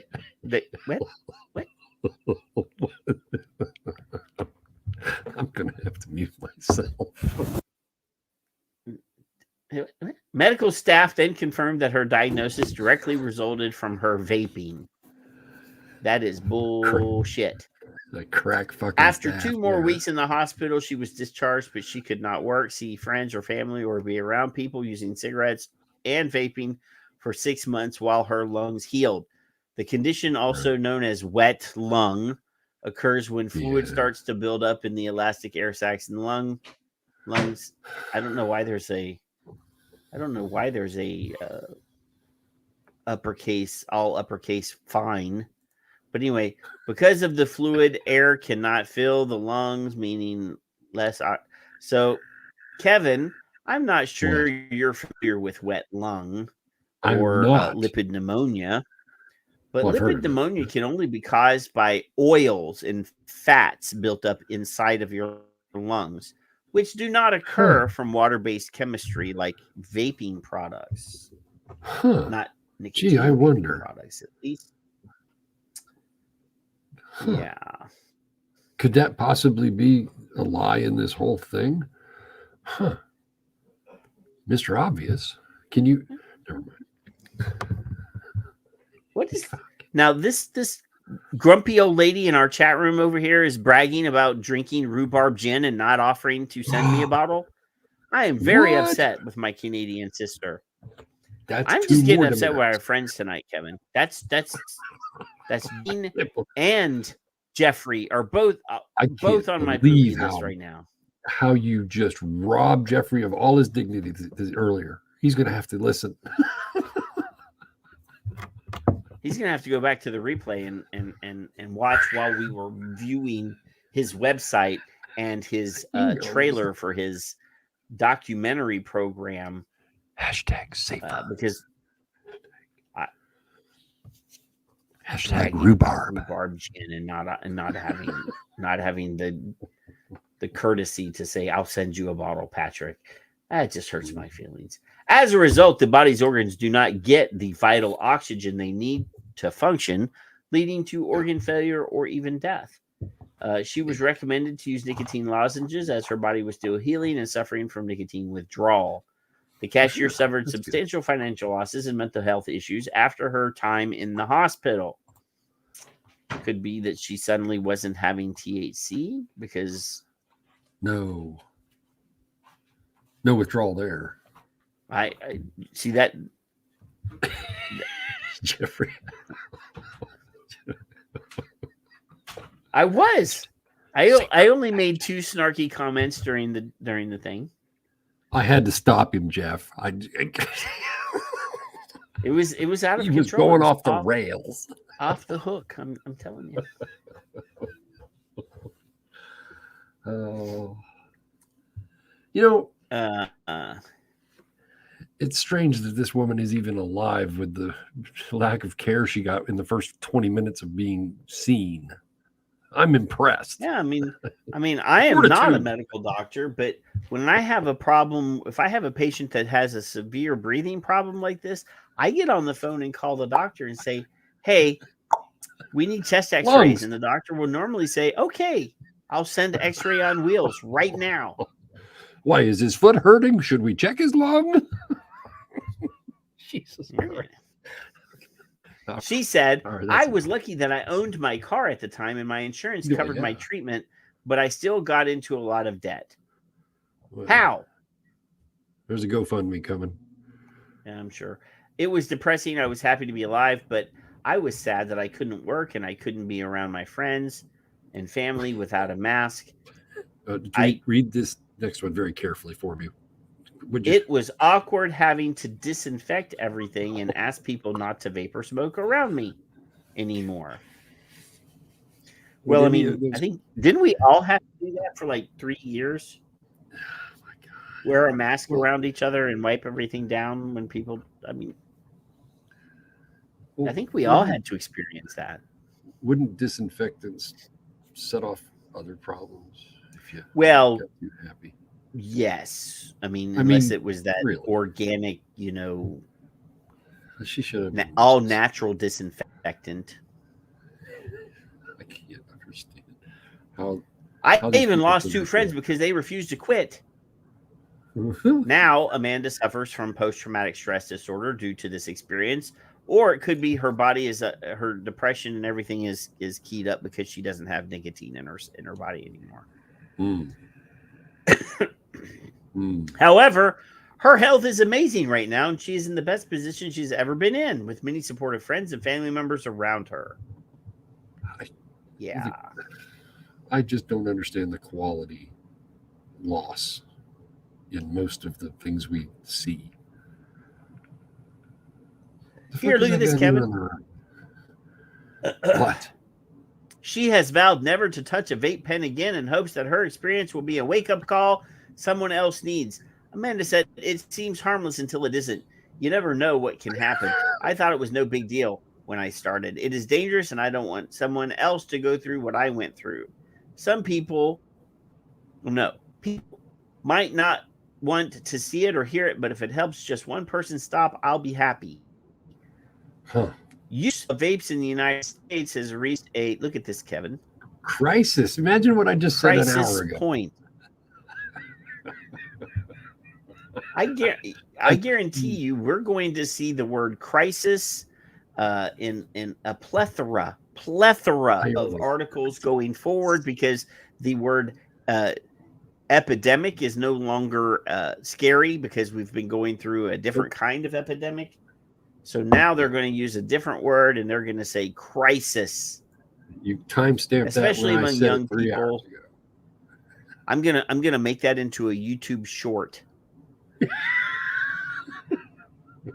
That's how you get views now, is making shorts.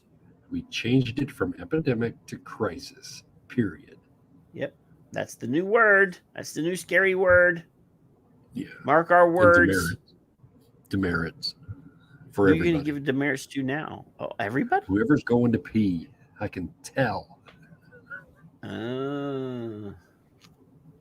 Well, you notice when people haven't commented for a while, I just assumed that they went away to drop a deuce or whatever. Yeah. Well, see, there you go. A report from the agency found that 2.6 million U.S. teens vaped last year. It's estimated more than 8 million adults also use the devices. These figures have rapidly risen in recent years as companies like Juul have more. What the hell? Juul is almost out of business. What's this penis on my heart attack thing? And they're sure penis. Well, in the Dominican Republic this week, they said that vaping causes heart attacks in your penis.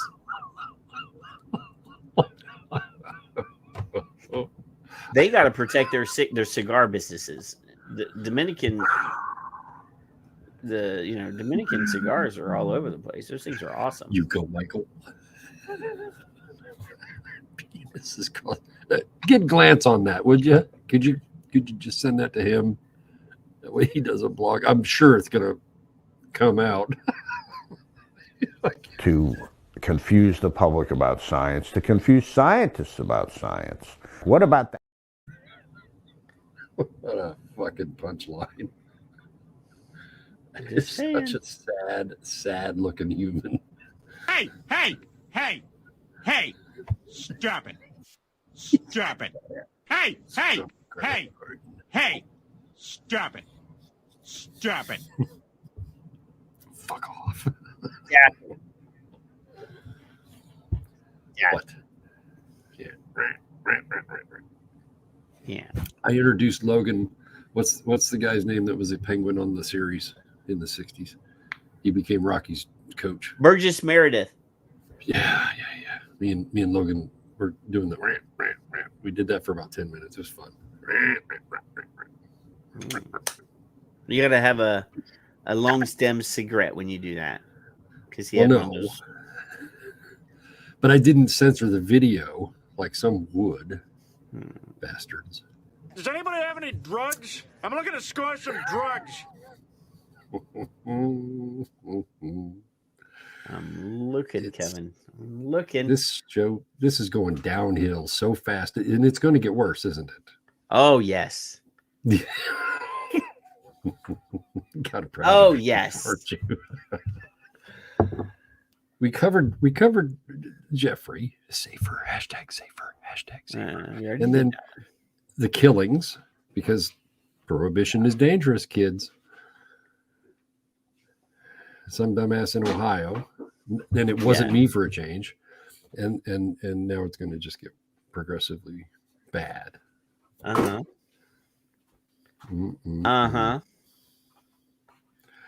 Here, let's watch this one. Here's a video for you, Kevin.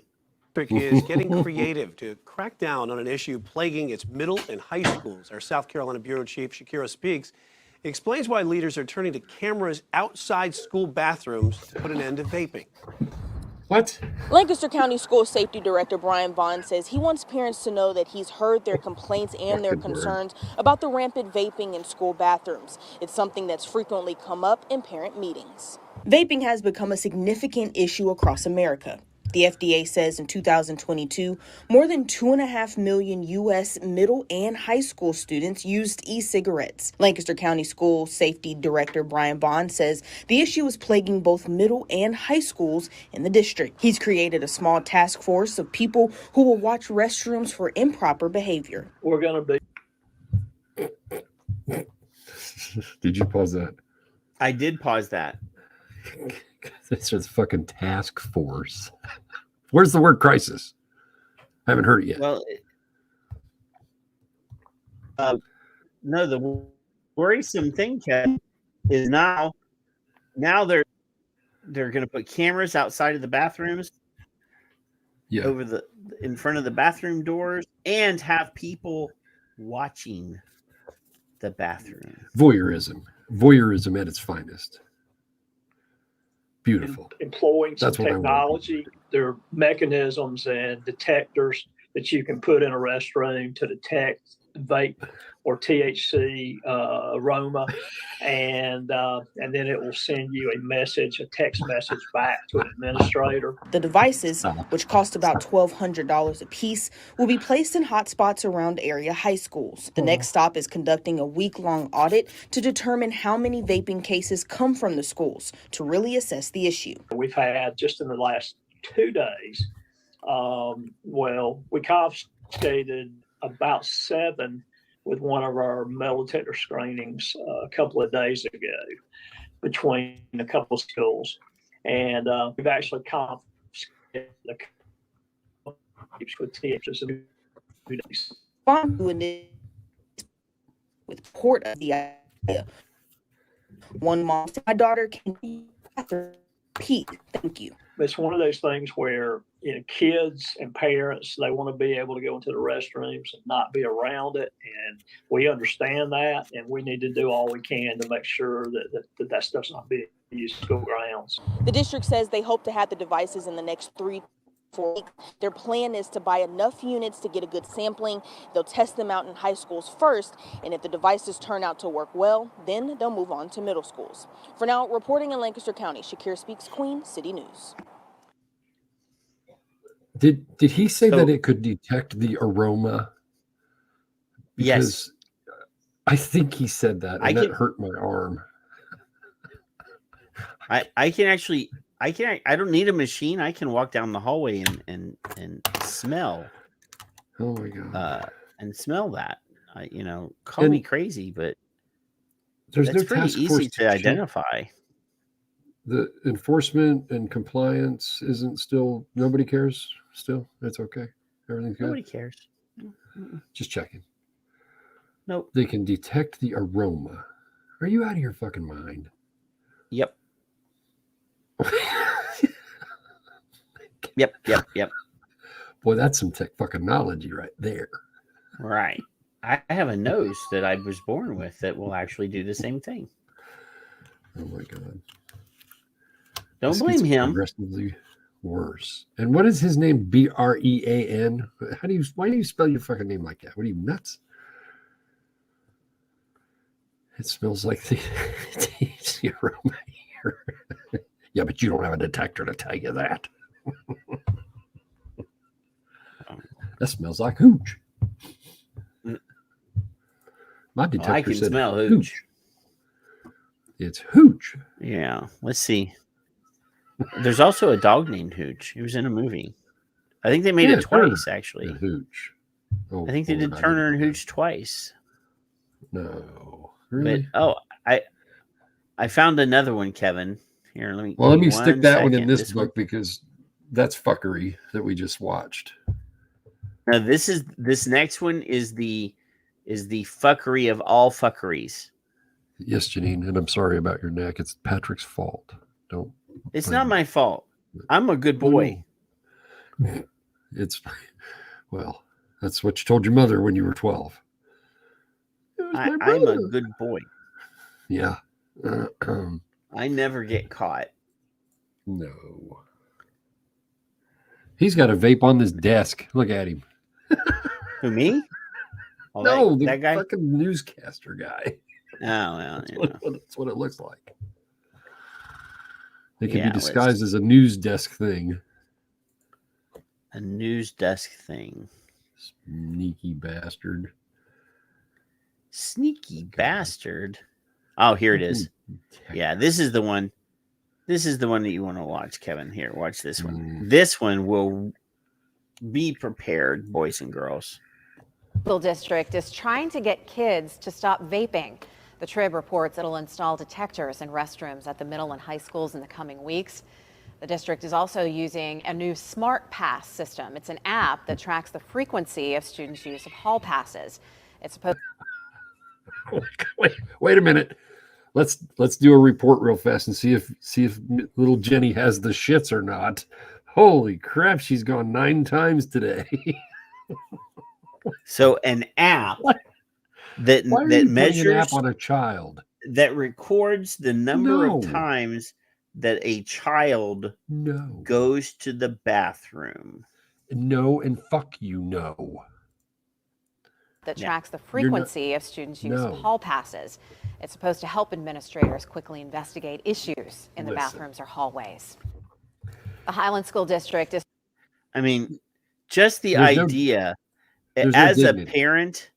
No, because yes, you're right. There's no dignity. What in the fuck is wrong with now, these people? If your child is like me, Kevin, I'm a grown-up adult child, but I go to the bathroom on a regular schedule. I gotta pee sometimes, yeah.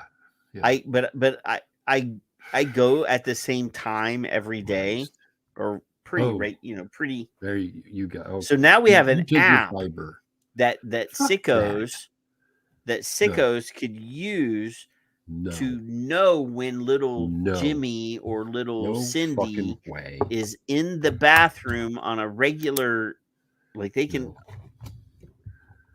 literally stalk your fucking kids and know when they're in their most like you're in the bathroom, your pants are down, this is sick. Like this is bullshit. This is Big Brother right here. You know, child out of that fucking school so fast. We're gonna track when little Jimmy and little Cindy are in the bathroom. We're gonna figure out how many times a day they go to the bathroom.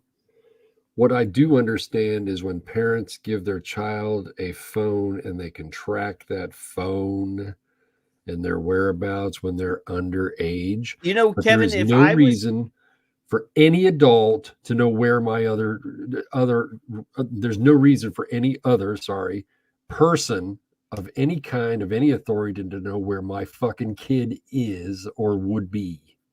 For any If I reason. was a parent right now, Kevin, and I had a kid in like the elementary, high school, anywhere in school, they may not have a real cell phone, but they're going to have a taser disguised as a fucking cell phone. Oh have you seen these? I mean, they're tasers, but they look.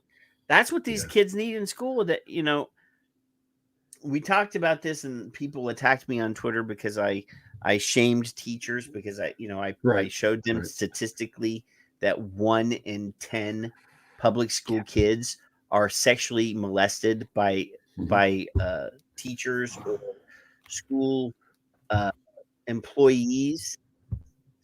1 in 10. And why is there a task force? Like I'm sorry, but I would gladly buy my child a taser and teach them how to use it if they were going to public school. I am so sad for our kids right now. Yeah. Oh my God. These kids are already mentally fragile because they haven't been parented properly. And now you're putting them in a situation where you send them to a place where they're supposed to be safe. And the authority figures that are there that are supposed to protect them are victimizing them, are molesting them. You want them in diapers? Taking pictures of them in the bathroom, are taking the stall doors off of the toilets, taking the fucking door, the actual door to the bathroom off of its hinges. It's they're installing cameras outside of the toilets. They're installing detectors inside of the toilets. This is ridiculous. See, I mean, I'm beyond pissed about this. Well, the last show we did a story where they said you had to be escorted to the bathroom. Right. Then we did a fucking story a couple weeks ago where that awful tragedy in Florida, the school getting shot up, and they're blaming. Right. They're saying that some they kids chose to lock the bathroom. Right. They chose to lock the bathroom on the second floor, and those kids had nowhere to go, and they were blaming that on vaping. Yeah. But access compliance and enforcement are still largely ignored. Yeah, no, it's not. How in the fuck can some of these people sleep at night? They have no fucking conscience, Kevin. And I'm talking to you, you pave bitches. I love you, Skip, but I got a lot more than that out of my little old cab driver brain, but I'm trying to be nice. Kinder Kevin, as Hattie would say. That is the kinder. I can feel my head just turning red about this. This pisses me off. I thought they were saying Kinder Kevin because you should be in kindergarten. Who's in charge of this? Oh, the gym teacher and the janitor take care of this for us. Come on. Where are the fucking adults? Who's in charge and who's under them saying, yeah, that's a great idea, Bill. We should put cameras in there and let's get a tracking device. Yeah, let's track these children like little animals. Let's just put a chip in every one of these kids that tells us where they are. And measures the amount of nicotine in their fucking bodies, or alcohol or whatever. Ooh, are they having their period? Well, let's track that data too. Oh, I say, how many times a day does this teenage boy touch himself? I mean, that's what they're doing nowadays. Is it's a surveillance state. They want to watch everything. Yes.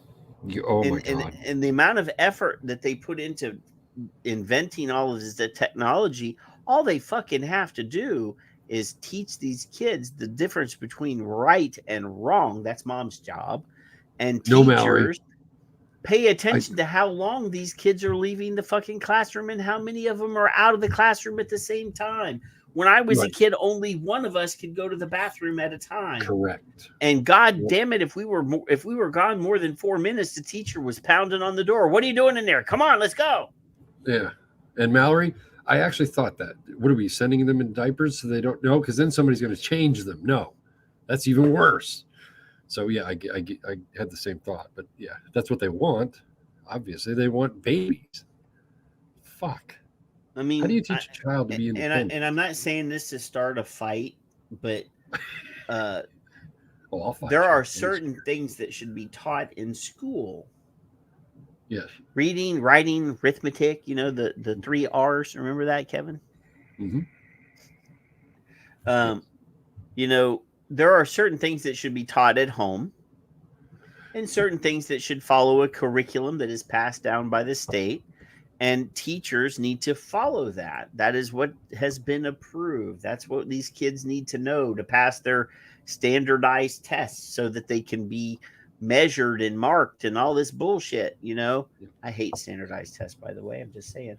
But, you know, you need to prepare these kids for, you know, the world. And there are things that need to be taught, and you know, being self-sufficient is like one of those things. You know, you should learn that should be like taught at home and then continued. But these kids are not being taught how to be self-sufficient. They're not being taught civics like you and I were taught in school. Now, Jeffrey, that's the next step. Jeff has brought it up. We're doing We're that. We're gonna ban bathrooms in schools, and they're going to taking bathrooms away, sending kids to school in adult diapers or whatever. You know, I guess the only solution to me in a board meeting at a school, if it was my grandchild at this point, would be that every teacher and every administrator also has the same exact tracking device. And I want the report every week that how much you're fucking off in the bathrooms. I'm a very open-minded person. I have friends of every lifestyle choice, you know, but you know, we have the biggest news story about schools in Florida is not about whether the kids can pass their fucking tests. It's about whether or not they should be teaching kids from the age of like 4 to 8 gender stuff and sex stuff. I'm sorry, but that sort of thing is not appropriate. Sex, you know, having the sex talk to a kid that's 8 years old, that is not appropriate. That is something that they don't need to know until maybe they're in the, you know, 6th grade. But I think sex education for us here at the time, Florida in the 80s, 70s, 7th grade, I think. I can't remember ever. I don't think we ever had that when I was in school. But, you know, teaching these kids about sex, talking to these kids about sex when they're in elementary school is not appropriate. It's not right. I mean, kids are already all fucked up with all the other shit that's going on. The last thing you need to do is start messing around with that stuff.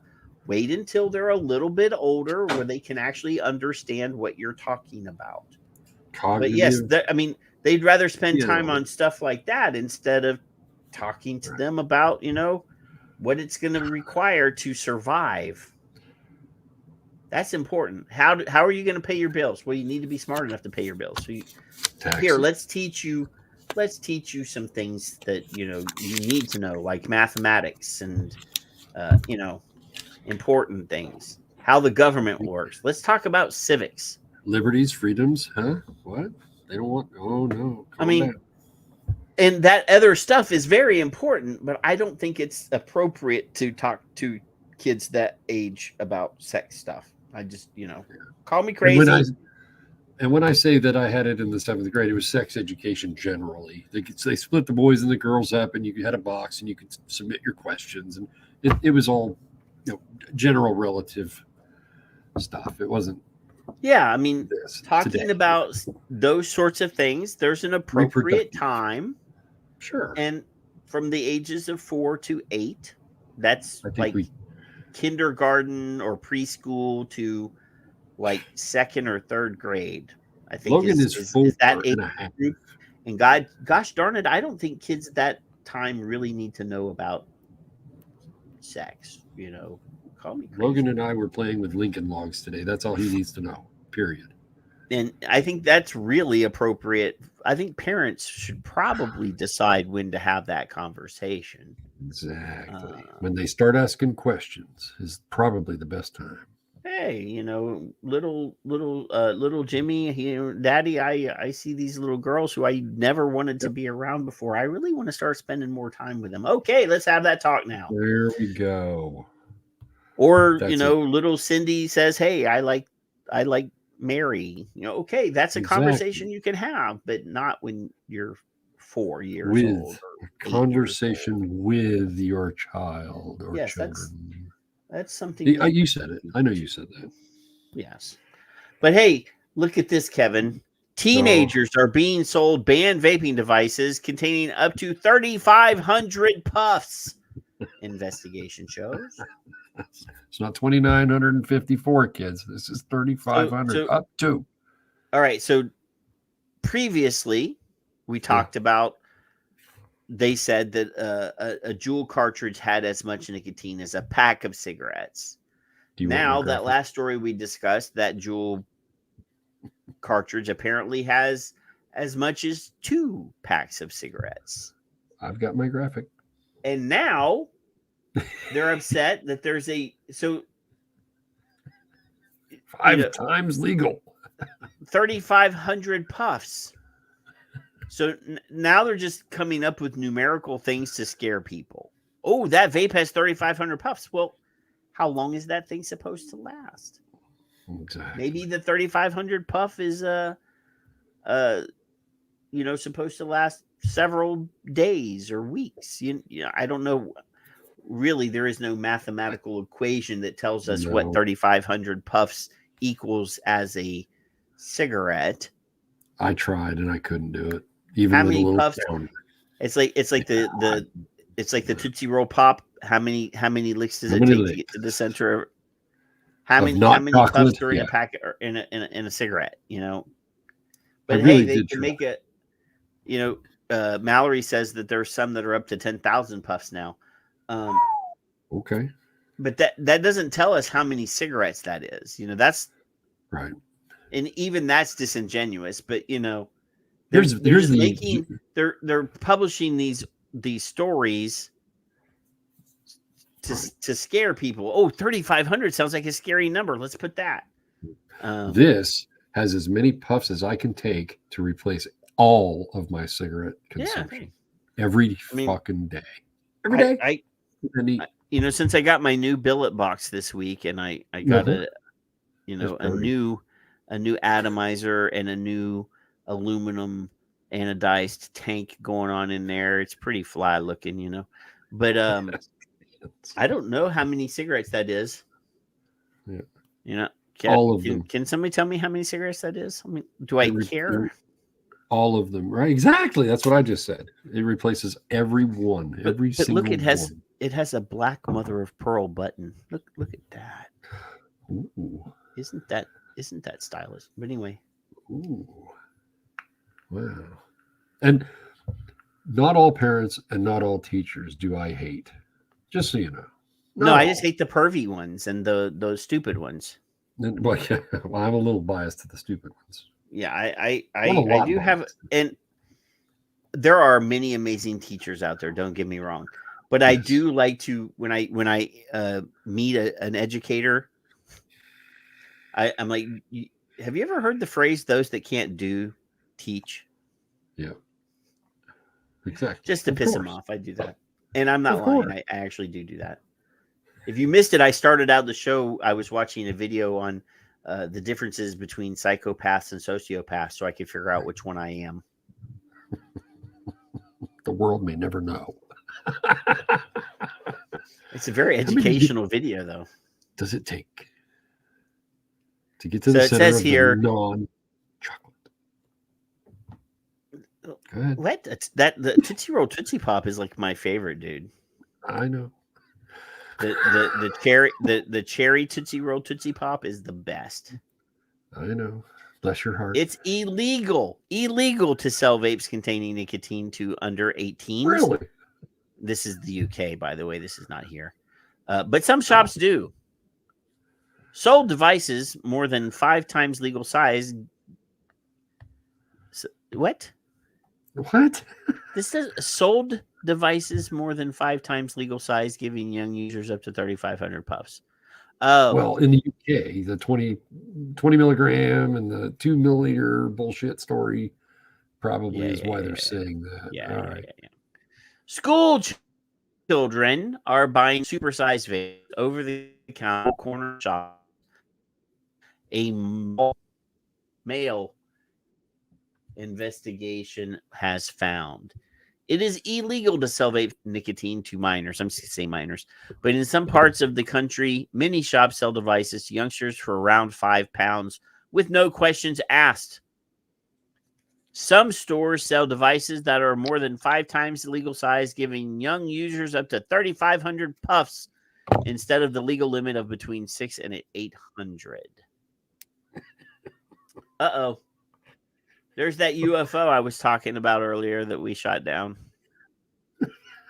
Authorities are trying to seize these products amid fears the craze could see children become addicted to nicotine and be at greater risk for chronic lung conditions.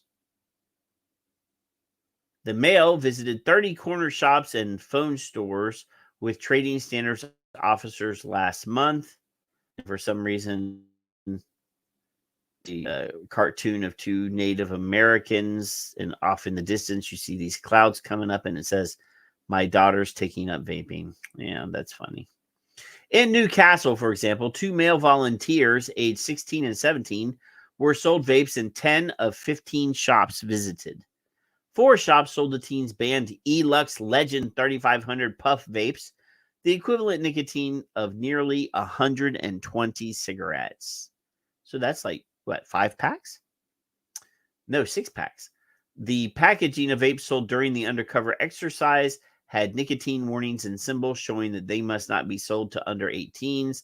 One shop was raided by trading standards. Officers found large packs of the Happy Vibes vapes on display, as well as a black duffel bag containing illegal cigarettes and supersized vapes hidden beneath the counter. There is no difference. They just want to. Janine says, "What is the difference? 3,500 puffs or buying 7,500 puffs?" Yeah, it's there is no difference. They want that control. The seller told officers he did not have the right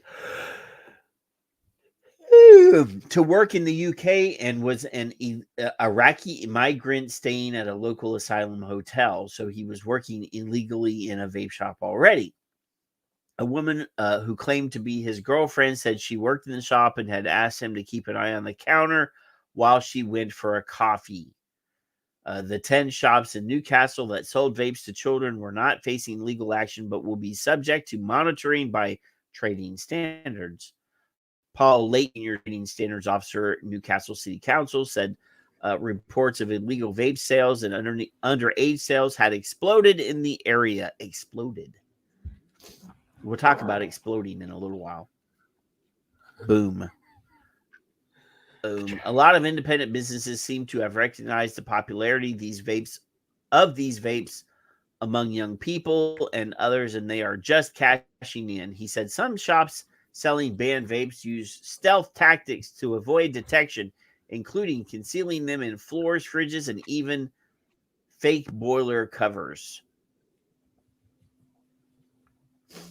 Others hide them in cars outside and bring them in when customers request them. Why am I yawning all of a sudden? I don't know. A London-based teacher later told Mail how increasing numbers of students are being excluded for school or for vaping in school and lambasted local shops for selling to children in school uniforms. While one teenager told Mail how their peers hide vapes in toilet tanks, underneath toilet brushes, and in toilet block ceilings to conceal the habit. Yeah. John Harriman, chief executive of the Chartered Trading Standards Institute, a membership body of trading standards officers, said, "We very much welcome this investigation by the Daily Mail, particularly because this helps to highlight the mounting concerns our profession have about the sale and supply of illicit vapes and to those underage. This is something which trading standards teams across the country are now sadly finding on a regular basis. Well, good. Enforce the fucking law and be quiet. Do your job. Yeah. That's easy. That's all. I don't care. I would be glad if you actually did your job. Here's what I say. If I saw a report every day or once a week, a couple times a month, whatever it would be, and they're busting a vape shop or a smoke shop or a convenience store or a Walmart for selling to underage children, I'd snicker and giggle and move on with my day because I'd be happy that they're enforcing the fucking law, just like Mike. Isn't that a candy bar? What's that? A Snicker? It is. It has chocolate and peanuts and caramel, and it's really, really good. But I'm an adult and I don't like flavors, so I don't know. I don't think you are an adult. Well, you're I'm not a really. senior citizen. I'm not. Yeah. I actually have a tray of nuts right here at my desk. Well, you are one. I told an attorney. Would you like a nut? No. Sometimes you feel like a nut. I told an attorney a long time ago about the enforcement and the compliance, and I was kind of, laughed at. So yeah. Well, that's not going to work, is what I was told. How about a white chocolate pretzel? Aldi. I often go to Aldi, the German company. I go in there at Christmas, and I did this on a Twitter tweet, and it was like peppermint chocolate white covered pretzels, and I was like, this is like crack. I ate the whole fucking bag in like an hour. I couldn't stop. There's a candy company that is local to where my mother is from in Pennsylvania. It's called Gardner's Chocolates. Yeah. And at Christmas time, they come out with these really long pretzel sticks. Uh-huh. They're the big pretzel sticks. They're about yay long. Uh-huh. They dip them in peanut butter. Then they take them out and dip them in chocolate. And if you throw them in the refrigerator for a little while, they get a little bit, of a crunch to them. I mean, they already have a crunch to them, but even more. Oh. So when the schools would sell them around Christmas time, the kids would come home. I would buy boxes of these things and keep them in the office refrigerator. Well, of course. And I could eat like 20 of them in a day, not even thinking that, but they were amazing. That's what we need. I need a peanut butter and chocolate pretzel vape flavor. Well, no, that doesn't sound good to me, but the product itself does. Now, if it had peppermint coating or whatever. I hate peppermint and chocolate together. I don't like peppermint either. I don't like peppermint. I like peppermint by itself, and I love chocolate, or I like chocolate. I'm not Chris, but I don't like the two together. Hashtag safer. That's what this part of our segment has been brought to you by. There you go. We should get him to sponsor us since he's doing a documentary series too, so that we would advertise his docu-series. Screw that. We'll do it for free. I know. I hope he comes pissed up off. He did not tag me in any fucking. You're going to see. Aren't you going to see him this year at some? Maybe. Craziness? You're going to Guatemala if I'm allowed to leave the country. Are you? Is your parole officer? As far as I know, I am. But between now and then, lots of things could happen. Michael, I need a link. What is that? What? See. Yes, the Boy Scout. That's like the pretzel. The Boy Scouts. See, I'm going to stop this for a minute. All right. There's a dichotomy here. The Girl Scouts. The Girl Scouts sell these amazing cookies. Yeah. The Girl Scouts of America make billions of dollars for these awesome cookies that they sell. Yeah. Now, the Boy Scouts, on the other hand, they don't got two nickels to rub together because for some reason the only thing that they can sell is fucking kettle corn. Like that's their caramel. A plethora of different. I mean, they have caramel corn, they have kettle corn. But people don't buy $100 worth of kettle corn. No. But mamas can park their ass in front of the grocery store with a table and sell $20,000 worth of cookies on a weekend. Yep. It's not fair. No, it's not. It's not fair that the Boy Scouts get stuck with this crappy popcorn shit. So, me being a Boy Scout, there's a kid locally here in this neighborhood, at least as far as I know. I don't know where he lives, but he came here like, oh, the Nick Father's here. I'm ignoring him because he's in the fucking Facebook. He came in here. I love you, Nick. Even if Numbnuts over there doesn't. If you mention him one more time, I'm gonna mute you. He came here and he said, "Hey, I'm with the Boy Scouts," and I said, "Yeah, I was a Boy Scout. Which troop?" And we discussed the troop. He's like 12 years old. This kid is one of the most articulate children I've ever met. And on top of it, he wasn't vaping.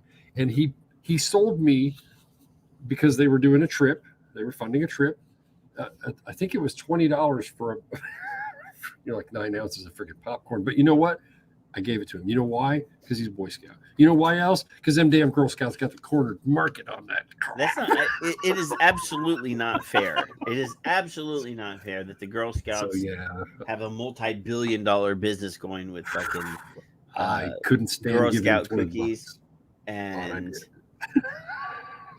the Boy Scouts get stuck with $35 bags of popcorn. That is just lame as shit. Oh my gosh. It is not fair. So he's been back 2 years in a row, and it's okay because he's the only one. I actually think they should just merge the Girl Scouts and the Boy Scouts into one organization and let them all sell cookies.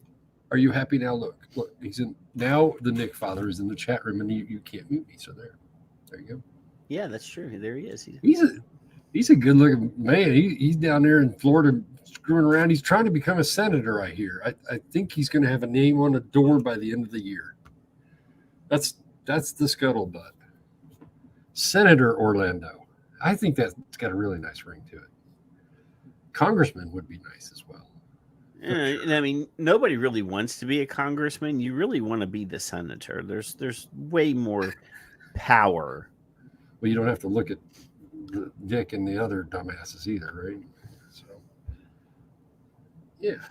He should just run for governor since DeSantis is going to be president. So they're going to have an opening. This portion of our show has been sponsored by #Safer. No, I'm laying out my projection. All right, Kevin. Okay. Is this critical? No, it's a political thing. My prediction. Mm-hmm. My prediction is that Trump is going to back out. Oh God! All right. And that DeSantis is going to run. Yeah. And amidst some other Republicans that will try to run. Mm-hmm. And his running mate will be Greg Abbott. Okay. That will be the Republican ticket in the next election. That is my prediction. Now, I predicted Trump would run against like 20 different Republicans, and Paul Blair told me that I was crazy. Yeah, well, and he'll never get the presidency either. And I told Paul Blair that he was probably out of touch with the vast majority of the US. Registered Republicans in the United States because he's been in the high towers of ATF for so long. Mm-hmm. And I was correct. Trump did win. He surprised a few people. So, anywho, hey, look. Toilets, doors removed from Norfolk High School to stop vaping. What? No apps? What? So look.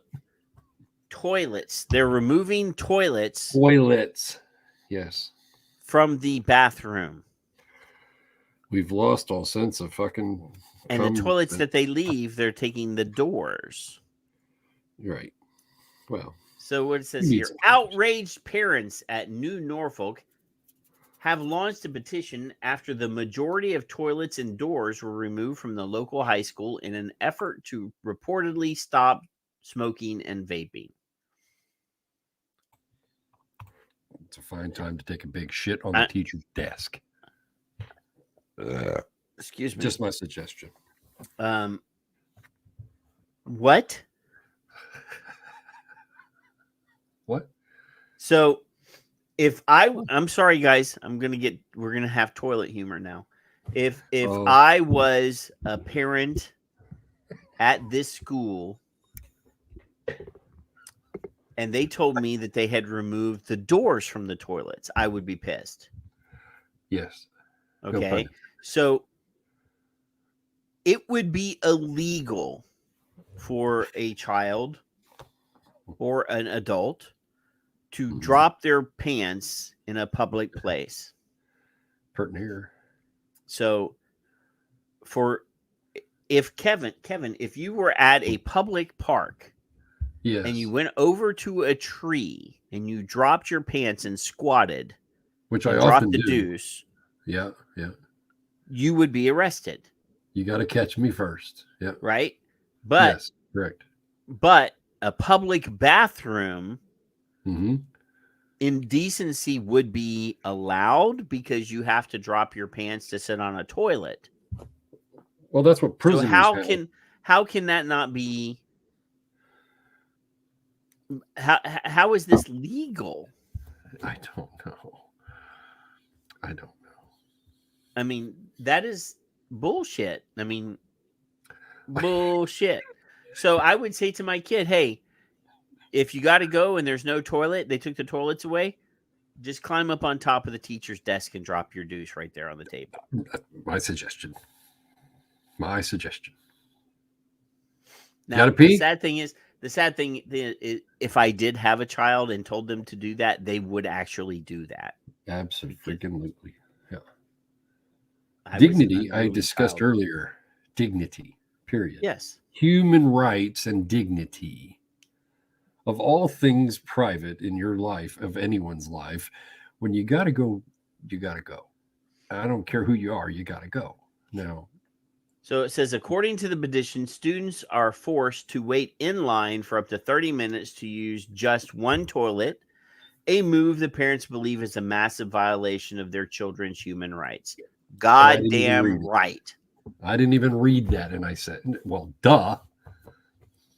Students should most definitely have access to a toilet in a timely manner due to general use, sickness, health conditions, and should not be penalized and made to line up to one cubicle in an attempt to curb bad behavior of a minority. The removal has sparked major concerns, with one parent describing the situation as worse than prison, questioning the privacy and comfort of students. The education department is yet to comment on this. And highlight Michael's comment, because you have children underwear who you and I have discussed, and I blogged about because of you, that they're food insecure and a plethora of other things that are going on in a kid's life. If depression is as big as I believe it is. Yeah, and then they poop their pants in the hall waiting. You fucking pieces of shit. I mean, kids have body insecurity issues already. Right.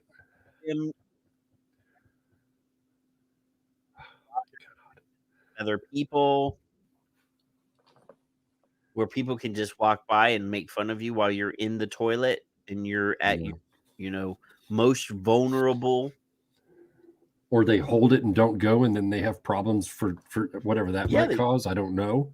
I don't know what that causes, but you can't hold it forever. It has all sorts. You can get a plug. You can get impacted. Right. Yeah. I mean, I know there's probably things that can happen. I just don't know what they are. I know. I heard if you have to go, you should never hold it. It's bad for you. I don't remember what that was about offhand, or if it gets to your blood, or who cares? Yeah. When I gotta go. Period. Lord. I would be, I can't I cannot understand. UTI. Thank you, Mallory. There's one. Well, I mean, that's if you hold number 1. But if you hold number 2, you can get all sorts of systemic infections. Why are we, two chuckleheads, more concerned about our kids and their health? I don't even have kids. Why am I so concerned are? about other people's kids' mental health? Exactly. Fuck. This is just... I mean, there's nobody in the room that can explain this to me where I might like it. There just isn't. And I love every damn one of you. I really, even you, Ed, if you're still awake. He probably nodded off.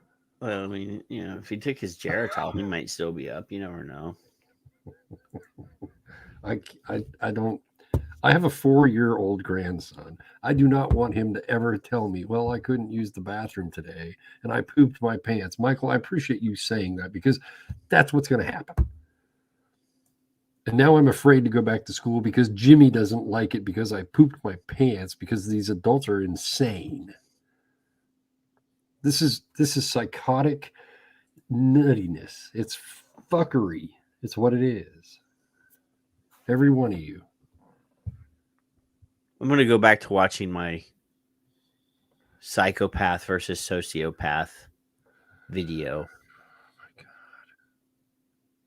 I can't. I mean, it's crazy to me that I am more concerned about mental health in kids than the fucking educators and the superintendents, the people that are, that are supposed to be educated on this topic.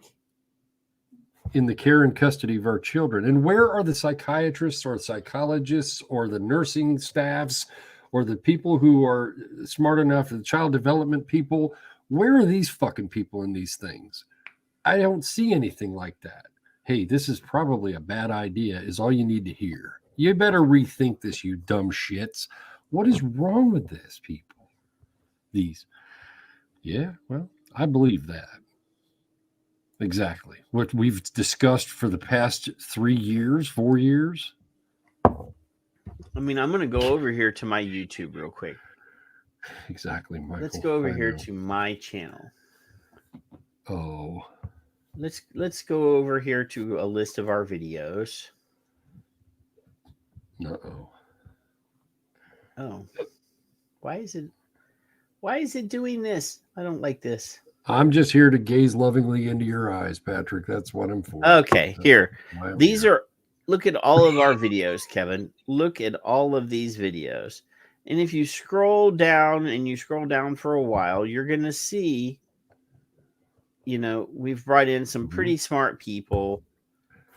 We've done some pretty insightful shit over the years. You Patrick, scroll down here. From? Huh?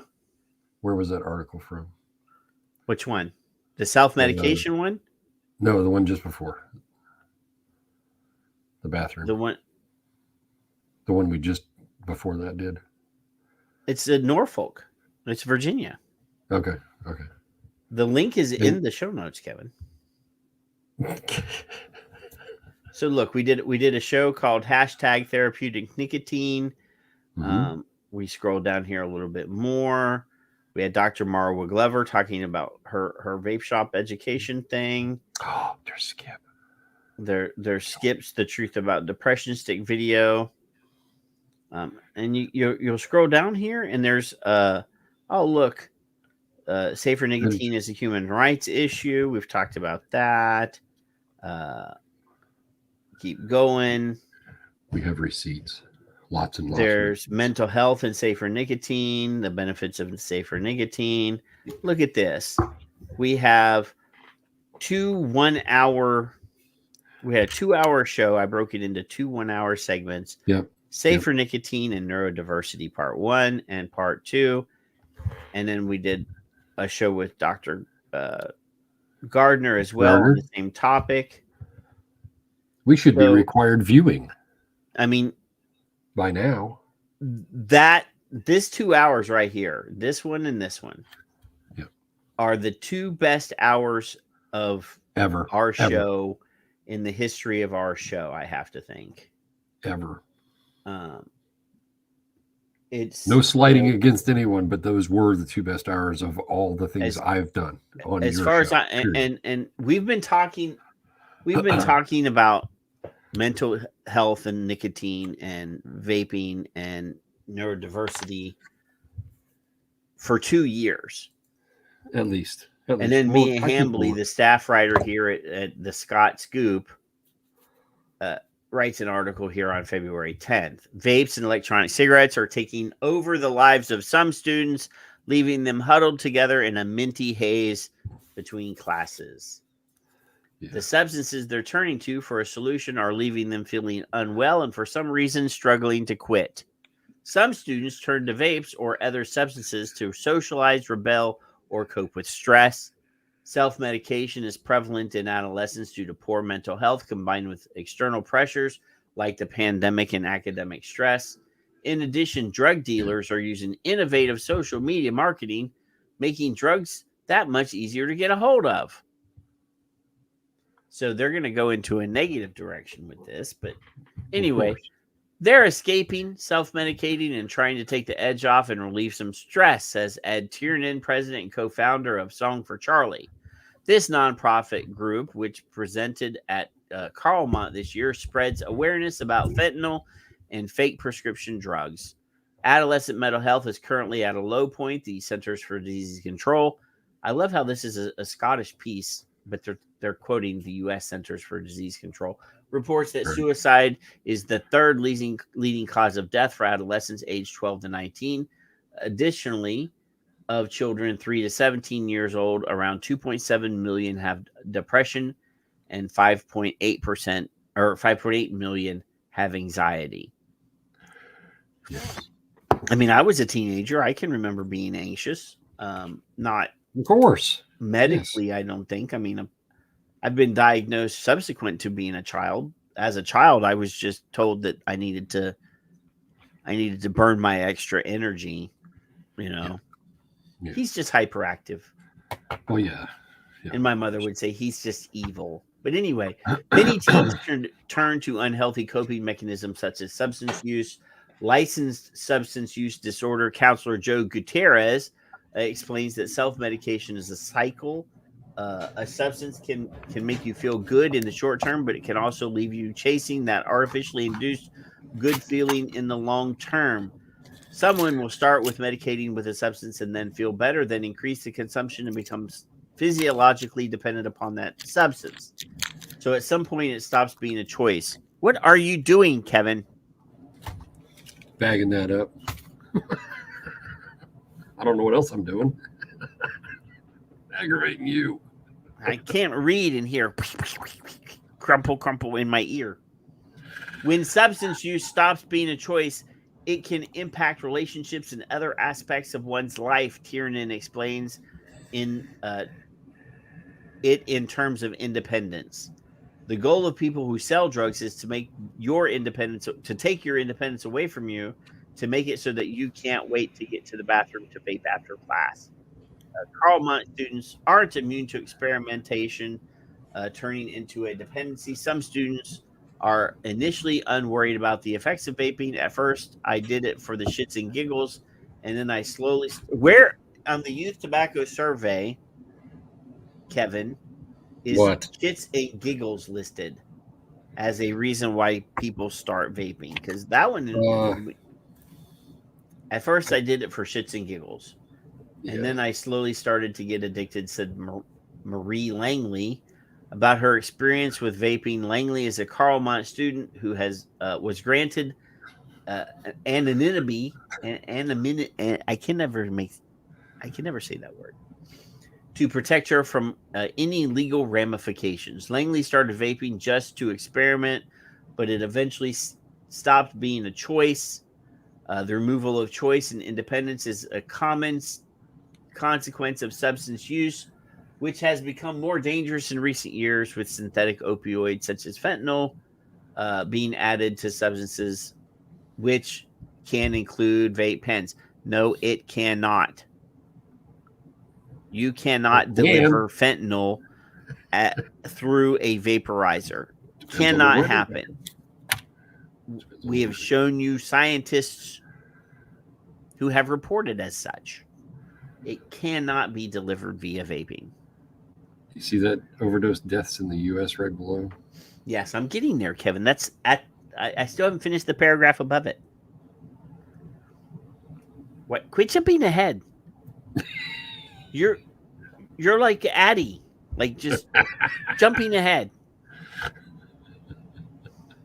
Boy. Overdose deaths have significantly increased in the U.S. recently, and the trend has also occurred in California. Maybe this says this Scott Scoop, but I don't think this is actually Scotland. I don't know. Yeah, the names don't. I mean, there was a Hispanic name there. I'm sure there could be a Hispanic guy in Scotland, but I think this is actually, because they're talking about U.S. CDC. They're talking about California, which really doesn't matter because California is just, where good ideas go to die, I guess. Where am I at here? Oh, yeah, down here. So overdose deaths, there was a 60.947% increase in overdose deaths between 2013 and 2019. And that has a lot to do with fentanyl being developed and what's the other one? Oxycodone, Oxycontin. Vape and e-cigarette products have had a major impact on adolescents. While they are initially marketed as smoking alternatives for adults, they soon became a favorite of the youth. The Utes, more than 2 million U.S. teens say they use electronic cigarettes. So that number, we've seen 5 different versions of this number tonight, Kevin. 2.5, then it was 1 or 2.4, then more than 2.5. Now it's more than 2 million. At least we haven't seen a significant difference tonight, but last week there was like a whole million difference between 2 articles. Adolescents are the early adopters of lots of innovations, Gutierrez said. The innovation of e-cigarettes and vapes appeal to adolescents, but their newness poses a potential risk in the future, as well as the risk of addiction in the short term. So they haven't been able to, let's see what this hyperlinks to something. Let's see what it hyperlinks to. If it actually does it's trying to okay, no facts. It links to no actual facts. Never mind. Nope. Nope.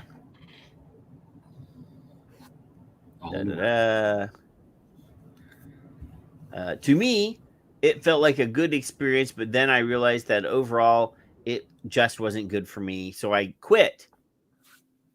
And then I felt like something was being taken from me, so I went back. The Carl Mont administration is aware of how substance use affects students and works to offer support to students as opposed to punishment. Administrative vice principals Grant Steunenberg and Greg Patner discussed how suspension is not a constructive punishment for students caught with substances. They said that keeping students away from school isn't going to solve the problem. If you get caught with a substance, it used to be an automatic 3-day suspension. The second time, a 5-day suspension. Thank goodness we don't do that anymore, because they, they want you to come to school and sit in a little closet and do in-school suspension. And not pee. Yes, you're not allowed to pee. There's no toilets anymore. I'm gonna take a toot on this. Janine, I had the care and custody has been in my mouth for a long time, and it's derived from and inspired by my brother in a song. He don't talk to Janine running away. She's putting in her sleeping cap on. She said she's leaving. Oh, before she goes. She's probably already gone. She ran away from you. Well, probably. The line was, caregivers and takers had all closed their eyes. And that's what's happening right now. Without going into the context of the song. That's what's happening. That's what says she's going to sleep, but now she says she's listening. She likes me. She doesn't like you. Typical woman. Oh, good God. This portion of our show has been brought to you by Patrick's a Dumbass. Patrick the Chauvinist. Studenberg and Patner recommend that students reach out to their school counselor if they use substances often. However, if that feels like too big a step, there are other resources available in your back pocket. For example, here's a substance use administration free helpline. If a call feels too stressful, there's also the crisis text line. Those over the age of 14 can also seek counseling independently. Taking small steps to reach out can improve one's mental health. Gutierrez recommends exercise as bird watching, Kevin. Bird watching. Well, exercise is a healthy way to release stress. I can think of other ways to relieve stress, but now she says nighty night. Well, stop it. Just stop it. Now I'm going to say something, and she's going to say, "Oh, I'm still here."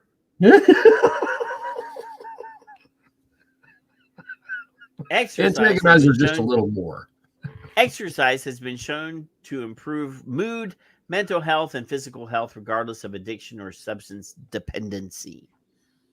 I have noticed that they actually are using the right verbiage on these, though. They haven't really said addiction. A little bit.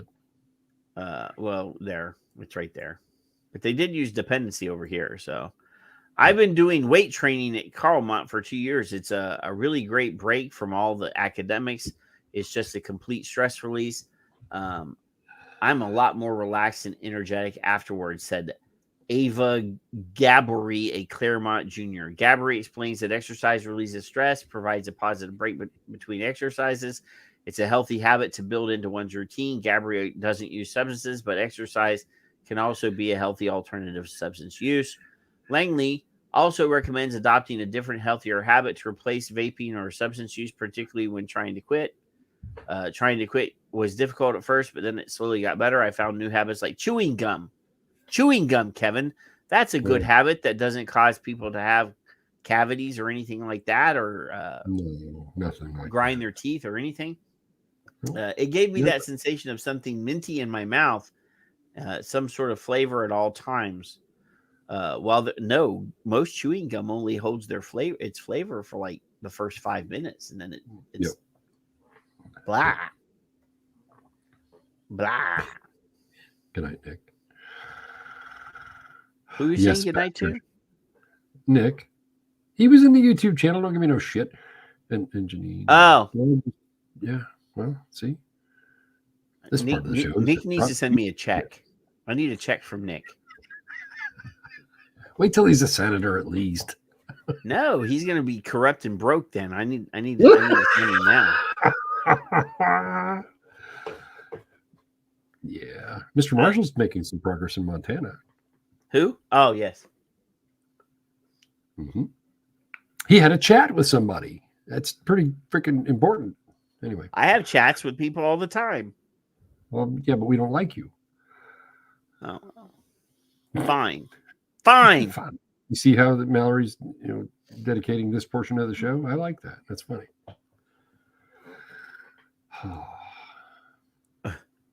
So sad. I'm very sad about the state of the people that aren't paying attention and are just letting things go. That, hey, look, they're taking bathroom fucking stalls out and they're opening it up like a prison. That'll work. That's going to happen. You're going to treat them like prisoners. They're going to act like that. You know that, right? Because they're children.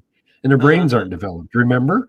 You fucking idiots. Not until they're 25, their brains are not developed. But, I'm 55, and I don't know if mine's developed. There's a consensus, So apparently, I'm not going to show this, but apparently a football coach was stealth vaping on the sidelines at a football game, and it's made the news. Oh, thank God. Yeah. Britain is talking about instituting a tax on disposable vapes. RJ Reynolds is asking the FDA to go after the elf bars or the bars Asking. people, they're Is trying that a to keyword? weaponize. They're trying to weaponize the FDA to help them have a monopoly. Asking. Oh my. Well, here's a check. Can you Yeah. go? Can you go? How much will this question cost me, sir? $500,000. All right, there you go. So I'm not. We're not going to show any of these stories because they're nonsensical. But I did want to. I did want to mention that's still out there. It's crazy. There's a lot of things that are out there. Crazy, Kevin. Crazy. Christ. I don't understand. I'm disappointed and saddened in the, as a society, how we have fallen so far. I couldn't imagine 10 years ago I'd even be talking about people banning children from bathrooms and taking away fucking stall doors. I really never had this on my bingo card. I didn't. You know what I want? I want to see Michael. It was your children I saw in Connecticut, I believe, testifying. If I remember correctly, was it Michael's? Huh? The children were testifying in open court. Was it? No, Michael's that kid? was Matt. Was it Matt? Matt, yeah. Okay, it was Matt's kids. I need to see kids testifying at board hearings all across the country saying, you're not taking my bathroom stall away from me. Fuck off. That's what I want to see. I want to see 12-year-olds taking the liberties of themselves on their own and going, no, we're not doing this. This isn't going to happen. Put them back. That's what I want to see. I want to see an uproar of children angry at the adults. No? No? You don't like that? I played, the Declaration of Independence at the beginning of the show, right? We're part of it. And there's a line in there that's in the recording that, I want to repeat after listing all of this stuff that we've talked about. I'm looking for. I'm ready. I mean, I have the book here, but I would much rather read it on a big screen. To again highlight. See, we will suffer through a lot of stuff. But here I found it. Yes, Jeffrey. Yes. Let the adults go through that for a few days or years. Yes.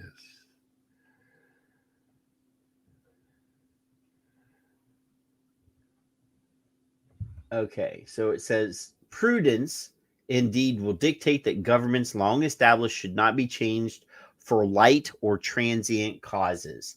And accordingly, all experience has shown that mankind are more disposed to suffer while evils are sufferable than to right themselves by abolishing the forms with which they are accustomed. So we, as a creature, as an animal, we're willing to be abused and to take abuse because that's the way it's always been. Yep. We've always done it this way, Patrick. What can we do? So, conditioning. My parents got shat on, so I'm gonna be shat on too, and I'm just gonna have to. I'm just gonna live with it. I'm just gonna live with it. And then eventually you get to a point where after generations of people getting shat on, somebody's gonna stand up. That line is right before my favorite part. And it's, but when a long train of abuses and usurpations, pursuing invariably the same object, evinces a design to reduce them under absolute despotism. It is their right, it is their duty to throw off such government and to provide new guards for their future security. You know, so go ahead. These kids are being made to be victims. Correct. And they're so, we're so used to it now that we just accept that this is the way it is. And we shouldn't stand up for ourselves. Mm-hmm. Of course, these kids shouldn't be vaping, but of course, the educators who we pay to protect and educate these children need to do their damn job. This is your answer? How hard is it to figure, okay, Billy's been gone for 5 minutes. Yeah. Somebody go get Billy. Somebody check on him. Make sure he's okay. Tell him to wipe his ass and get back here. I mean, the whole thing is if they were doing their jobs and monitoring these children, they wouldn't have to spy on them. They wouldn't have to put video cameras outside of the bathroom. They wouldn't have to remove the toilets or the toilet doors.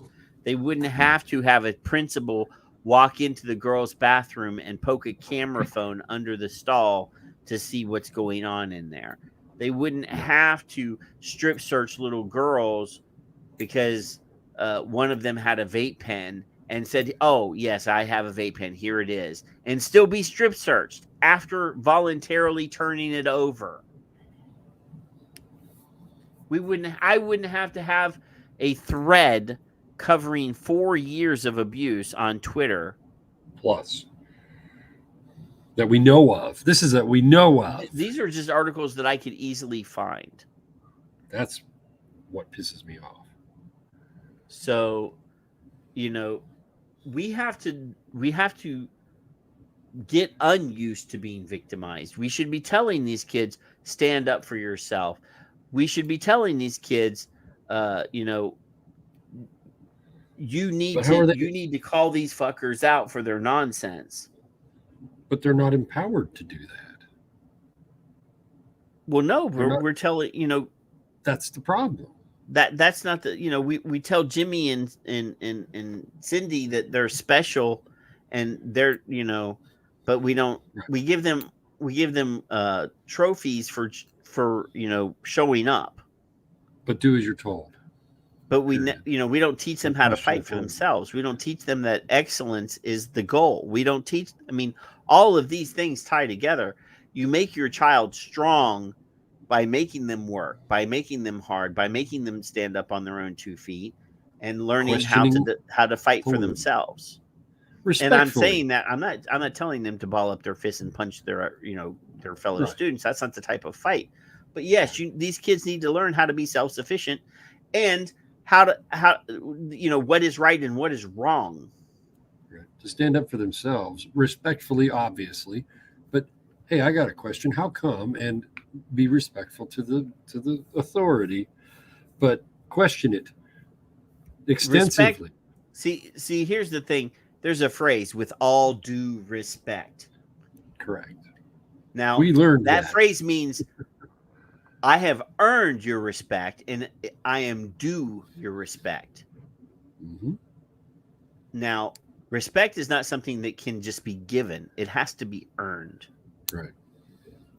So, of course, if you give something away for free, it has no value. Right. Double plus good. So yes, it must be earned. It must be, the person must be worthy of that respect. So there is that, Kevin. I got in trouble one time in art class because the teacher wouldn't get off her ass because the child next to me said, "Hey, does this look right? I'm going to make it as short as I can." I answered the child. I was a child next to me. I was underage. And I said, "No, that's not right. You got to go over here."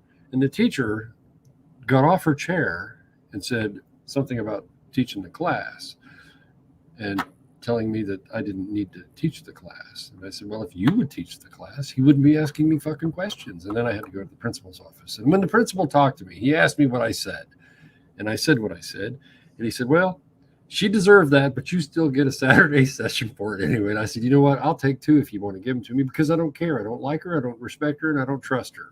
And that's why I'm being asked the question. How's that? Yeah.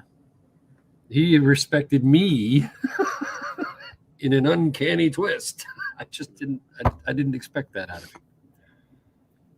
Stop bullshitting these kids. Fuck.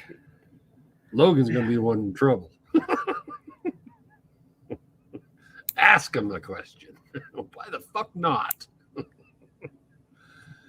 God. If like I said, if it's just given, it is not. It doesn't have value. It must be earned. Anywho, Kevin, hey, we burned through those articles. I thought we were going to be here at least 4 hours. We zippity doo-dod. We knocked them out. Like, we took them through pretty fast. Hashtag safer. This has been brought So to you since by Jeffrey has a documentary that is debuting next week, he should come on the show next week and talk about his little project, even though he didn't talk to us in advance. And maybe he can explain himself. I'm going to put his feet to the fire on that one. He looks scared. I can tell. Look at him. He's scared. I mean, the thing is he and I were just talking last week about something else. He don't like you. Unrelated to this thing that he's doing. And oh, wait, that's Charlie that doesn't like you. Or me. No, well, I think they're in cahoots. I think they're in cahoots with each other. Yeah, well, that'd be all right. Let me say it again. I tagged you both, he said. He can say it all he wants, but I'm going to go to Twitter right now. Till he gets he's going to get the receipts. I'm going to go over here and do a you were search. Sleeping. I'm going to do a search. Let's do a search here. What is Jeffrey's? What is Jeffrey's at? He'll tell you here in a second. I know he will. He'll probably send you the damn tweet. Jeff Zam 8. And now I'm going to type in my at. I stand with Jeffrey. I don't even like Patrick. And let's see if my at and his at are listed in the same at. Let's see. Let me share this. Let's see. Boy, here we go. There's a tweet with my at and his at. Yeah. Hey, that's us.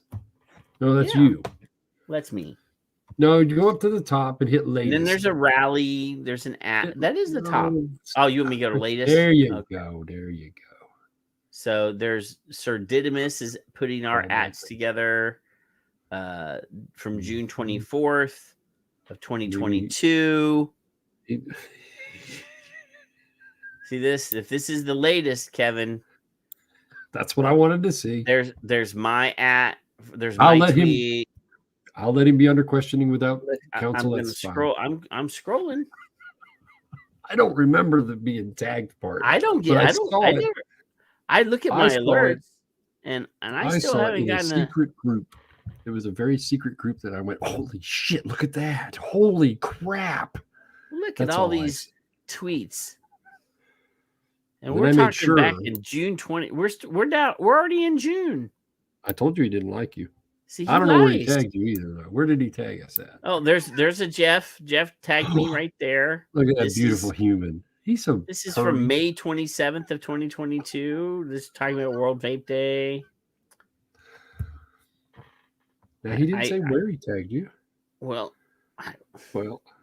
he said he added me or he tagged he. Well, I don't know. There was no tag. I think I've proven. Look, there's an ugly dog right there. Oh no, that's Scotty. That's not an ugly dog. Oh, maybe it was a direct message. He don't know. Now there's information in my direct messages with Jeffrey that I'm not. There you go. Yeah, I cannot.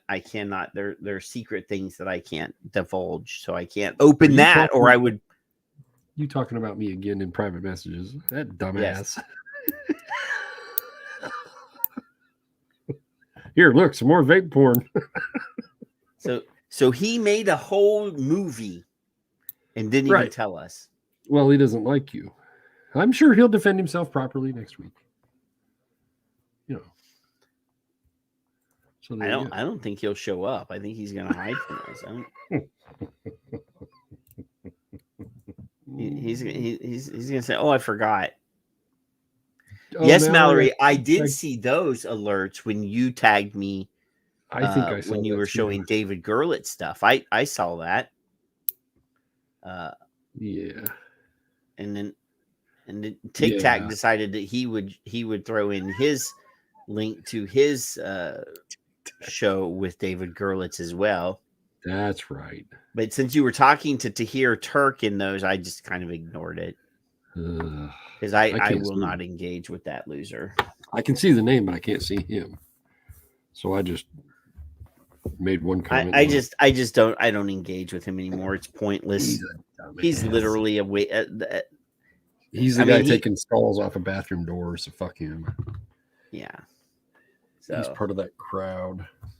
If you guys know people that are in the school systems, I wish I did.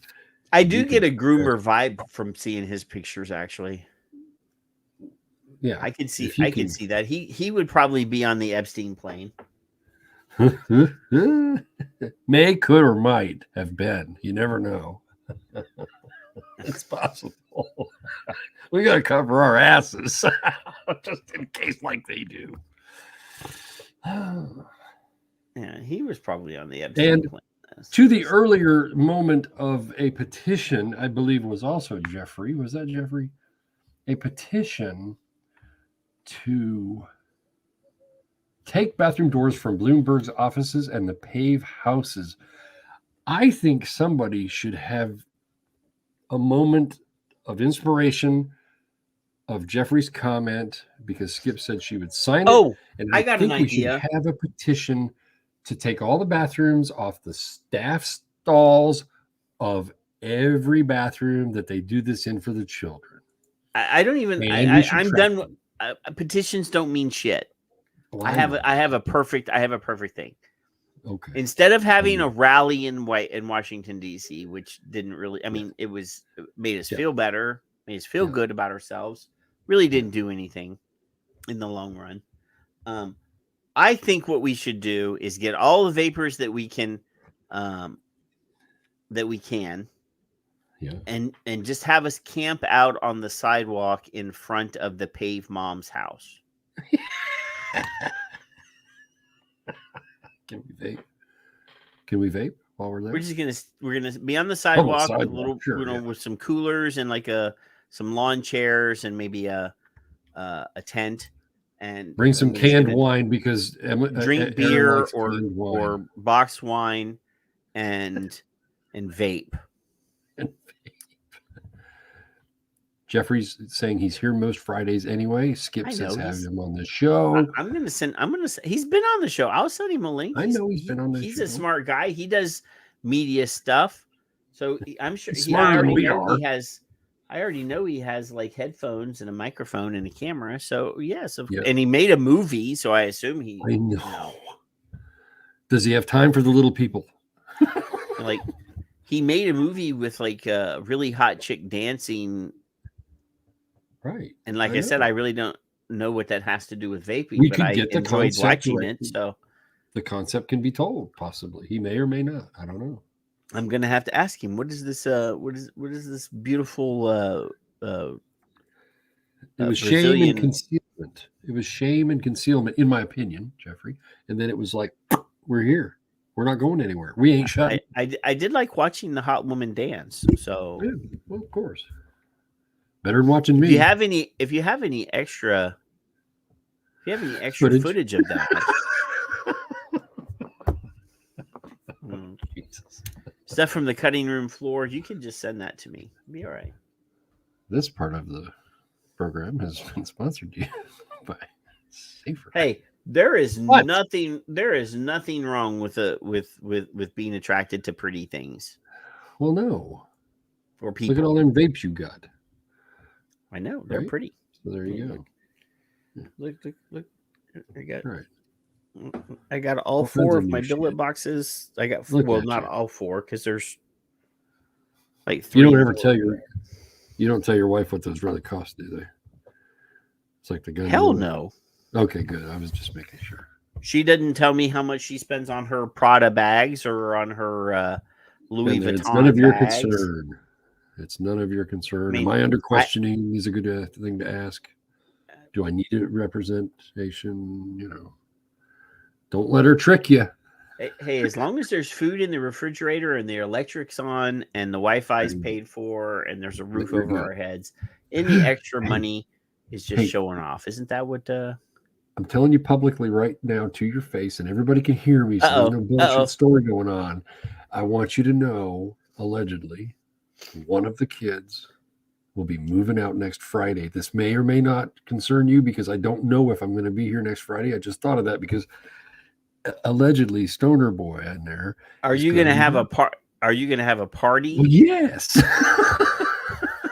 I'm going to have a ripping up the carpet and painting the freaking walls and yeah. And if he's going to be out next Friday, you're not going to. It's going to be so. No, it's starting late Friday in the evening that you're not going to be able to already be ripping up carpet and painting walls. Oh, you don't know me very well. I stay up till 2:00 in the morning for you. I might have you had to nap for hours before.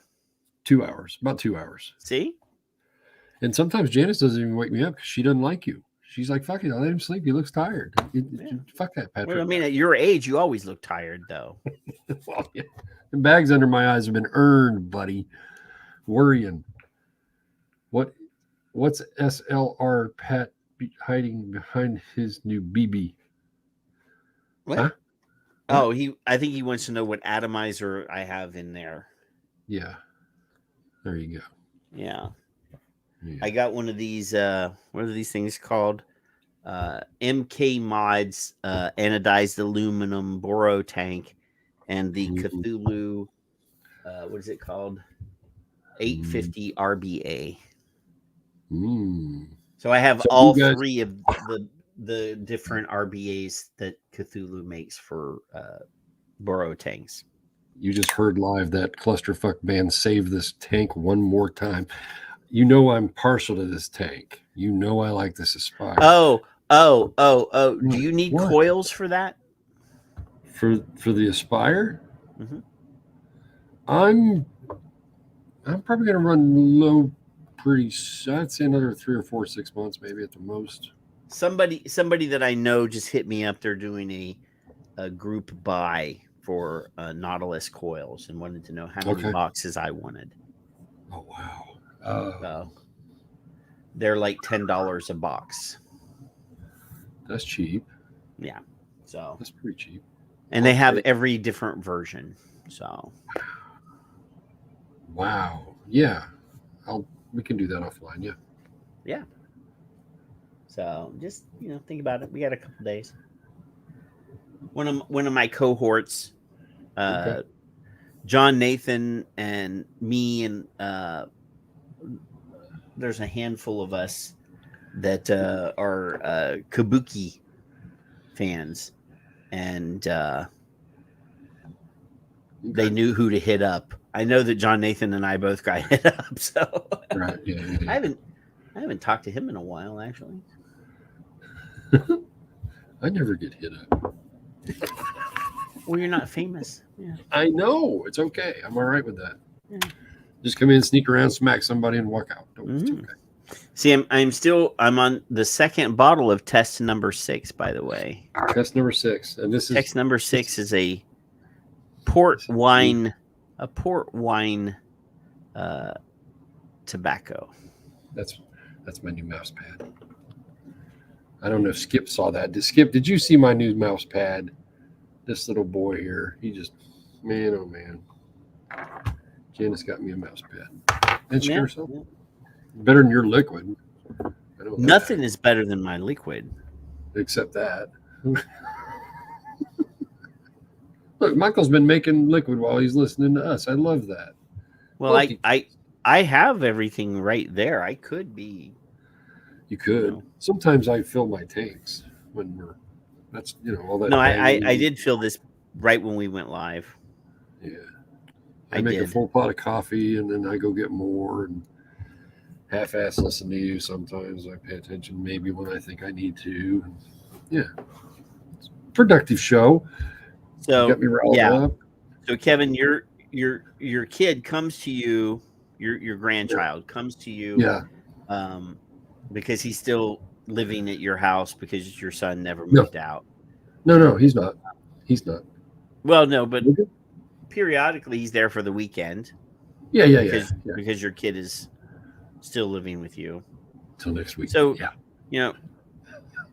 5 years down the road or 10 years down the road, he comes and says, because he's there because you're still there. His grandpa, they told me I had to add this app to my phone so that they could track and tell how many times I go to the bathroom during the day. Yeah. Or they're putting a sensor in my underwear so they know how many times I take my underwear off to go to the bathroom. Are you going to ask me what am I going to say? Yeah. I'm going to tell her to give me the app, and I'm going to put it on my phone. No. They're going to put a sensor in his drawers. That's the next thing. Every time his waistband expands to go down below his, Oh, the fuck they are. I mean, yeah. There's going to be an attorney. I shouldn't give them ideas because nobody's probably thought of that, of putting a sensor on the elastic waistband so that they can tell how many times his pants go down to his shoes, Yeah. I don't you're asking the wrong guy this question. Yeah. Because I'm going to do things that nobody wants to hear about. The teacher has an app on their phone and Logan says, "Can I go to the bathroom?" And they wait a minute or two and they see that Logan hasn't dropped his pants yet. He must be in there vaping. Yeah. No, that's clear and obvious. There's no hand washing at all. Well, teenage boys don't wash their hands anymore. Let's have an app for that. Let's see how many times the fucking faucet comes off and on. I know mine didn't. Boy, you come out awful quick. Oh, I forgot. Yeah. Do that, would you? Jesus. It wasn't any fun with two boys. It really wasn't. Yeah. Oh, no. There'll be no apps on my child or now grandchild's. Oh, fuck no. There's no reason. Because when do you turn it off? When's the appropriateness? You could get me on this all night long because you're not doing that. No, here's the next thing. They're just going to put a little strip on their skin, a little patch on their skin that changes colors based on their behavior. When they urinate? While you're tracking them with the app, why don't you just have them piss on the app of your phone, not their phone, and that way you can. Well, we did show you a video. It looks like they had a vape detector on the ceiling, and it was already coated in urine. It looked like so. Well, then they can check for nicotine, or cotinine. That's what it is. Is you have to piss up a rope. You have to piss up a rope to get it into the vape detector, so that it can measure the amount of nicotine in your urine. That's what I'm talking about. Land of the free. Tom is like, fuck that, only in America. I do have articles about Australia and New Zealand too. Land of the free. Kiwi bastard. Yes, Steve. That's probably more the lines that I had to go on. You're going to yank me out of this school board meeting. Do you have any children that go here? No.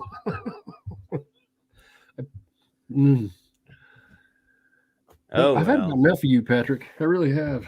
Yeah. Well, how do you say goodbye to our friends tonight? That I love them dearly, and I love them for showing up every week, even as much of a chuckleheads as we can be. I appreciate that. I'm not a chucklehead. How don't dare be going you? nowhere.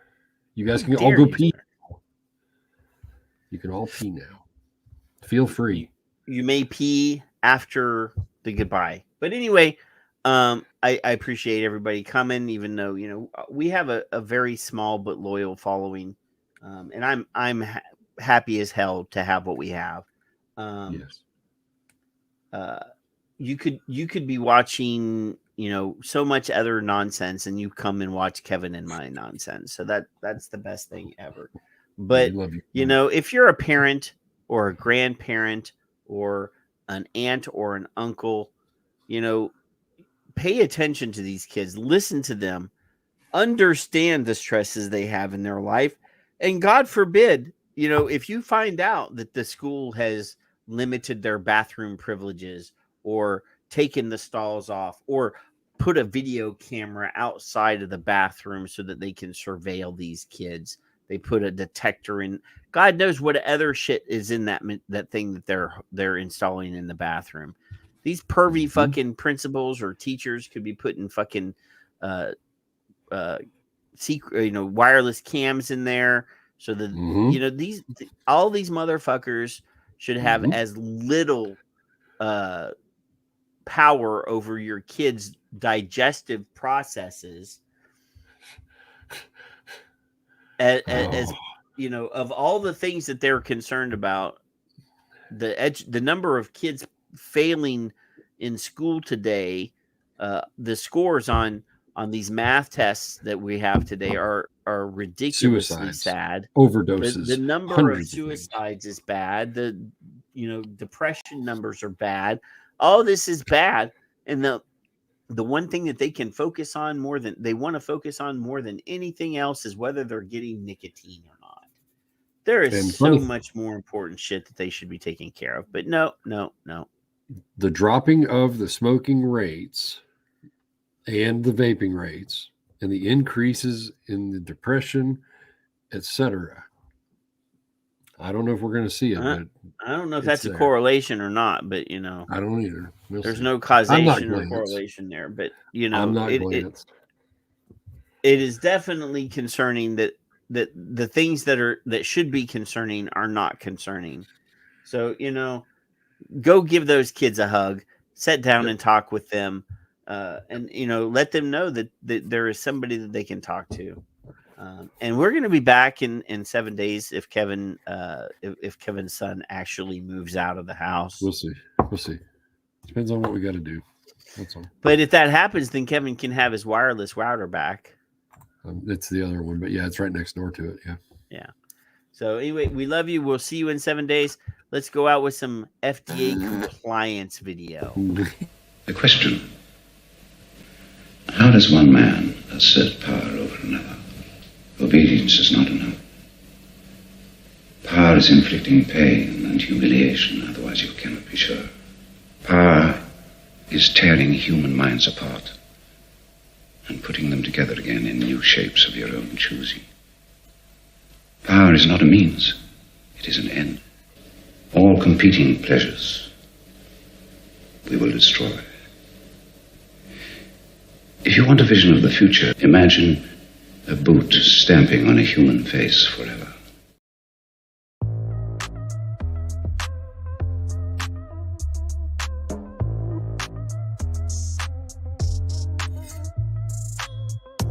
If we look at a subset of smokers who are otherwise unable or unwilling to quit, they're going to continue to smoke that pack of cigarettes. Half of them will die prematurely later in life from that decision. If we could get all of those people to completely switch all of their cigarettes for one of these non-combustible products, that would be good for public health.